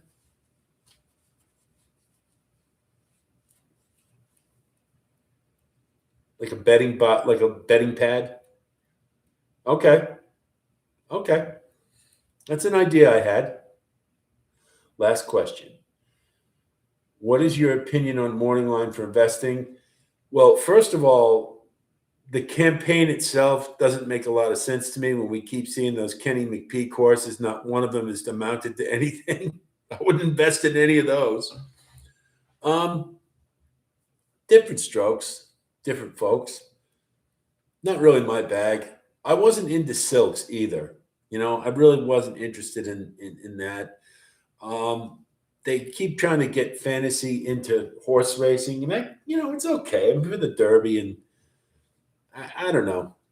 Buying trading horses, I think that's what betting's for. That's my personal opinion. If you like it, go for it. Autograph the first 50 of them. Okay. I have seen that some when I was an actor in another life. Never did anything that you would ever have seen, but I every once in a while I did sign an autograph, and it's kind of a weird experience when you're doing local theater and people want your autograph. But I have done it. Let's see. I missed anything that can help me with handicapping. Yeah, that's what we're here for, Ernie. That's the whole purpose of this. I have 20 books on the go. Now, Laura, here's something I want you to pay attention to, just for you. And hopefully this will help you. You're getting a little manic. Now, you want to learn by immersion is good. But let me caution you. Don't try to put it all in one shot. Like, don't read one book, then the next, read a book. apply what you get from it when you handicap races. And when you get pretty comfortable with it, then you go to the next book and learn something else. Then you go to the next book and you learn something else. That will be a better way to go than try to jam it all into your head at once. It'll drive you nuts. And always remember, the thing you learn in a book does not necessarily apply to every race. That's really important to know. You use different things for different races. That's what being an artist is. And that's what you're going to learn. So be patient. Just be patient. I would read Picking Winners by Andy Beyer. That would be the first book I would read, followed closely by Betting Thoroughbreds by Stephen Davidowitz. Now, if you go to my website, I have those books listed. If you read one after the other, you will become a good handicapper. I promise you that. Let's see. I race with two horses and one of them is limping, and I would pick the. You're not that bad, are you? Oh, thank you, Tyler. That's very kind of you. They always say tip the deal. Okay. But Golden Tempo. You're very welcome. I hope I'm glad if you feel I helped you, that makes me happy. Okay, let's see. So you must get to Santa Anita and Del Mar. You will like both tracks. Oh, I know. San Gabriel Mountains alone are impressive. Los Al for quarter horses is nice too. I don't do quarter horses. Los Al has thoroughbreds though. I'm not averse to going whatsoever. The 2-year-old book by Edgeman. You know, I probably did read it. It's been a long time. I read so many books. Most of the ones were available from the Daily Racing Form. They used to have a library and have a bunch of books you could buy. I don't know if they still do. And I would also add that learning to pick horses, pick winners is what we're all about, right? But learn how to bet too. I still, there are some guys who are great bettors and there are great handicappers, you know, and sometimes being a good bettor is enough, believe it or not, but I would learn to do that.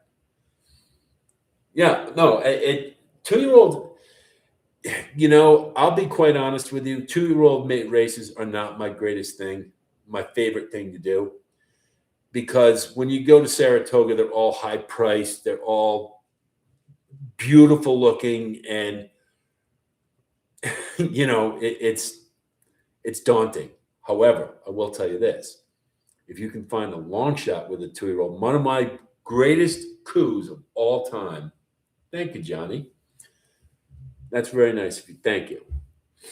One of my greatest betting coups of all time happened at Churchill Downs, and I still can't believe I got away with it. Maiden special weight, and it was a 12-horse field in the fall. And there was a horse. It wasn't a 2-year-old race. I think there were 3-year-old first-time starter, a 3-year-old maiden race, three and up, I think it was. And there was a horse in the race, Exothermic, and he was by Hardspun, my favorite horse. So now Hardspun was very much like his father, Danzig. He had a lot of very good success with first-time starters. Not as good as he used to be, but when his first couple of crops, they did really well right off the bat. And thanks, Lord. And Exothermic was 58-1. And they missed it, that he was by Hardspun, and he was the only horse he had the tab and everything, and they totally missed it. You know, and he won convincingly, and I was sitting there like, I can't believe at Churchill Downs everybody missed it. So a 2-year-old race, when you know what you're doing, yeah, they can be extremely profitable. It's just the level of uncertainty that kind of, they're not my favorite thing to do. I like proven form. It's a little easier to handicap. I'm sure most of you would agree with that. But Cohiba number 2, I've never had before, Laura. I smoke Cohibas. I had a Riviera last week when I was on here. But I like them. I like this. The Cuban Cohibas are lights out. What has been your single biggest win on a single win ticket? Rich Strike, 81-1. My biggest payday was the Kentucky Derby Superfecta in 2013, $56,000. And I will be forever grateful to Mike Welsh at the Daily Racing Form because of his Clocker report. He said, don't forget Golden Soul. 37-1, second place. So second or third, made the ticket. I had Orb on top. I think it was Orb, Golden Soul, Normandy Invasion, and Revolutionary. I think that was the 4. And oh man, did that pay? That was sweet. Let's see. I'm not good at 2-year-olds, but there's money. Yes, there is, Ernie. And it's 2-year-olds. Here's the thing with 2-year-old races. The most important thing is thanks, Johnny. Yeah, it was nice. You're very welcome, Sean. Thanks. And listen, you've been sitting there the whole time, and now you decide to say hello. Don't be shy. Don't be shy. I love Sunday Silence too. It turned into a hell of a good sire. We let him go. Think about what our breed would be like if he'd stayed. 2-year-olds, to me, the big thing is the work tab. It's the consistency of the work tab. When you see those gaps in the work tab, that's when you got to be worried. And then knowing what the trainers are. Ian Wilkes, not going to get a first-time starter out of him, ever. Bill Mott, on occasion, Saratoga, there was one year, had to be 5 years ago, he won every maiden race there was. It was uncanny. Everybody's like, Bill Mott, all these first-time starters, where are they coming from? Because that wasn't his MO. But there's certain patterns that on his work tab that John Stetton knows. He told me that. He said, if you see that Bill Mott work pattern, it's going to be pretty good maiden. But that's the thing. It's work tab, and the pedigree's important, but I think a lot of times there's overemphasis on pedigree, because if a horse is $1 million horse, his pedigree is going to be pretty good. But is it good for 5 furlongs, or is it good for 1.25 miles? Right? That's what people get. So when you go to Saratoga, Speightstown, right, doesn't get 2-turn horses too often. But maiden races at Saratoga, wins them all day long. Munnings too. That whole bloodline. That's why we liked Denon Bourbon, right? Maxfield, Street Sense. Do you think betting needs to be switched to fixed odds? I do not. No.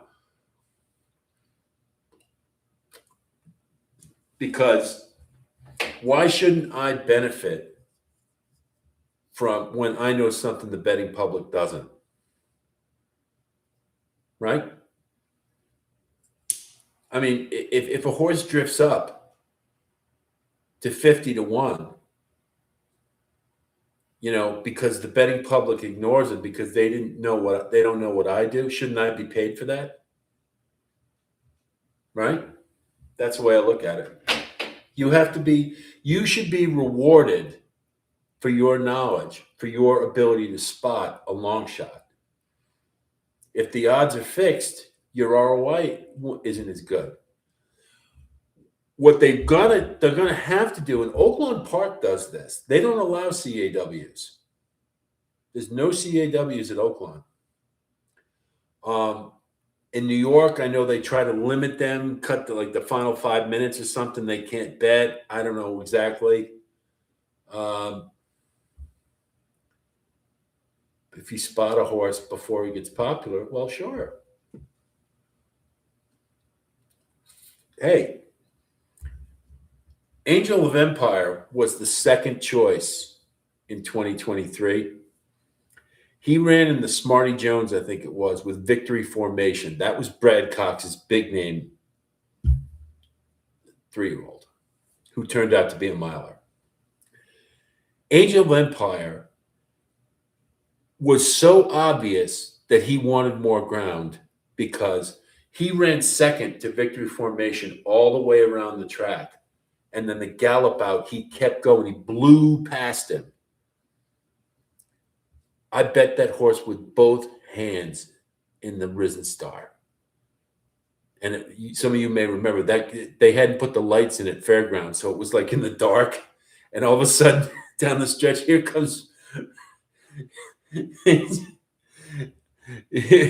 Angel of Empire at 14-1 out of the darkness and wins by like 5 or 6 lengths. And that trifecta, I think, paid $450 on a $1 ticket. And I had it for more than that. But I spotted that horse early, and I stayed with him. Then I got him in the Arkansas Derby. And I think he should have won the Kentucky Derby if Pratt had given him a better ride. So we all have great stories like this. You guys, I know, have had some nice scores. I've heard from a lot of you when you have a good score, which I'm always happy to hear. But yeah, you ought to be rewarded for your acumen, for your skill, your insight, all this stuff. And I mean, if you see it, you should be paid for it. If the odds are fixed, your ROI is not as good, and they're limiting your reward for being smart.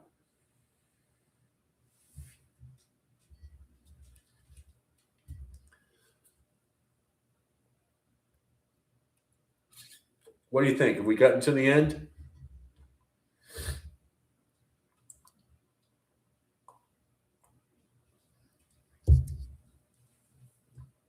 Okay. I think I got to call it, guys. We've been going 2.5 hours. It's about an hour longer than I want to. But not to say I haven't enjoyed this, because I have thoroughly. We didn't even watch the race. We didn't even watch the Derby again, but I think we've got it all in our minds. Like I said last week, and I want to reiterate, thank you. You're very welcome, Johnny. This has been a really enjoyable Triple Crown Trail. It's been my favorite of the 4 years. It's definitely been the best. So hopefully we're heading in the right direction, and this will be better as we go along. Can we watch the replay really quick? All right, let me figure out how to share the screen, and I'll put it on for you. Okay, here we go. All right, I've got the race queued up. So we're going to watch the Derby one more time, okay?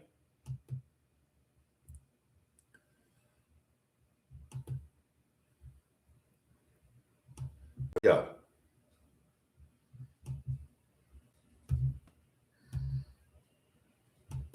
All right, thank you, Mike. And we're just about set. Last few, Japan's Wonder Dean moving into the starting gate, along with Oselli, who's never won a race in his life. Incredible moves into line, and that will lead Long Shot Robusta to the outside stall. Robusta steps forward and in, all in line and ready for the start. They're off. Okay, well, let's just do it. Here's the break. Now, you see already they're starting to crowd Renegade to the inside, right? But look over to your left. It's So Happy. Look where he is.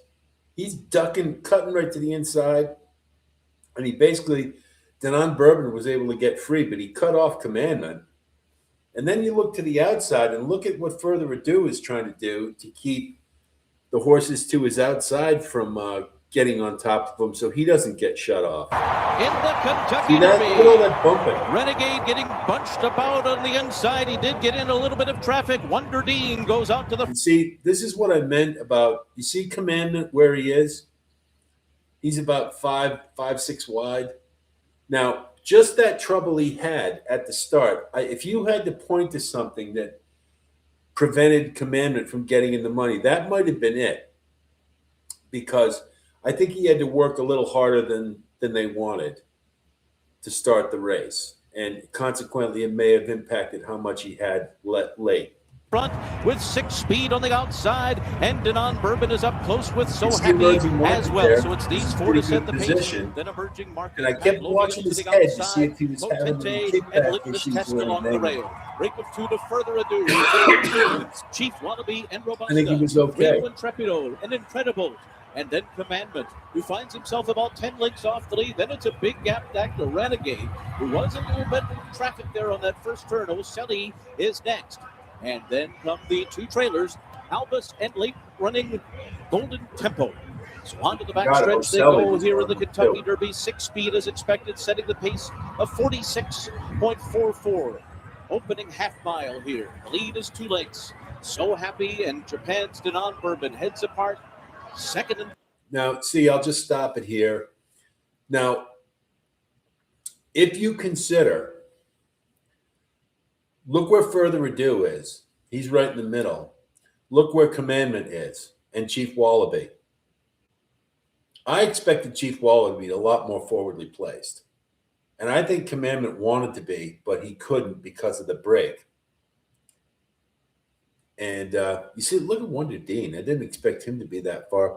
And see how wide Pavlovian was taken? I think that's what cost him any chance in this race. And I had a feeling he was going to be up amongst the leaders and might have been able to stick around. But third, Wonder Dean is 4th in behind them. Litmus Test is 5th along the rail. An Emerging Market, Pavlovian. Further Ado is in behind them. Further Ado about 7 lengths behind under John Velasquez. And then Potente down to the inside and Chief Wallaby. Commandment has 7 to make up. He's outside of Intrepido. Then Incredible. Renegade is in behind that group. He's on the rail. He's got 10 lengths to make. Now look at this. Look how much ground Golden Tempo had to make up. He's starting his move, but he's still a good 10 lengths away. And at this point, you know, I'm thinking I'm really starting to get excited about Denon Bourbon because look where he is. He's in perfect position. And so's Further Ado. But you know, look where Commandment is. He's had to swing out. And because of that trouble he had early, I mean, that really cost him a lot. I think Further Ado doesn't really have much of an excuse, in my opinion. As 6 speed and Denon Bourbon are 1-2 on the far turn. Mike Smith and So Happy are there to their outside. 2.5 back. And then down toward the inside. See, look how far outside Commandment is. He's got Wonder Dean to deal with, and he's got Ocelli coming up on his ass to his right. Further Ado, look where he is. He's no problem. Emerging Market, same thing. They're right next to each other. And the Chief, this is why I thought he was a little too far back, because now he's got to split the wickets or find a seam. And Denon Bourbon's got the jump on him at this point. And, you know, and you can see where Renegade is. And this is why Irad did such a great job, because he's only about 3 wide there. So he didn't really lose nearly as much ground as we thought he was going to, because he got an excellent ride. Emerging Market as they make their way to the top of the stretch. Further Ado is getting going on the far outside with Commandment. They're both putting in their runs as they arrive into here. And you see this. If that's not a foul, I don't know what is by Ocelli on the inside. But at this point, now you see Chief Wallaby is going to he's got the hole. You can see Junior knows exactly what to do, but it's going to be shut off a little bit because Ocelli comes to the inside. You all saw that. But look where Denon Bourbon is at this point. You know, if he's got enough horse, he's got it. And Golden Tempo is still behind Renegade. And because Renegade was able to save all that ground, it didn't have to come out wide until until mid-stretch. That's why he had enough horse. Final furlong, O'Sally is also gaining ground on the far outside as they come to the last 16th of a mile. Denon Bourbon in front, O'Sally a huge long shot, Renegade and Golden Tempo are closing too. Here's Golden Tempo, and Cherie DeVaux make history in the Kentucky Derby over Renegade. Pretty cool.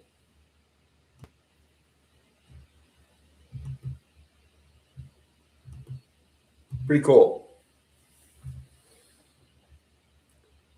I think we all saw the same race. This was a year. I think it was pretty clear what the problems were with it. Was that okay for you, Tyler? Renegade will get a piece of the Triple Crown. Yeah, I think he could win the Belmont, Robo. I do. Thank you, Laura. Good night, Ernie. Irad fighting for his life to bolt inside was very admirable. Yeah, it was. Your channel won me over with the race replay. Okay, good to know, Laura. We're going to do more of that. Alex, I never finished college, but would sign up for your class. You guys are too much. Thank you. That's embarrassing, but thank you, Thermal. Therma. I appreciate it. That's very nice of you. Yeah, I thought he had it. I thought Denon Bourbon. I really did. I think he was looking awful good. O'Sally, yeah. O'Sally, you want a horse that I kind of have it in for O'Sally. After that, that's just shouldn't be allowed. Both our children, thanks for everything. Yes, thank you, Paula. Good to see you. And okay, on that note, I think we're going to call it a night. Listen, guys, this was great. This was even more enjoyable than last week, and last week was a lot of fun. But I'm going to just say one thing. We're not going to do this 2.5 hours every week. This is going to be an hour to an hour and a half. Thank you, Laura. Thank you very much. My pleasure. I enjoy it thoroughly. That's very kind of you. Thank you.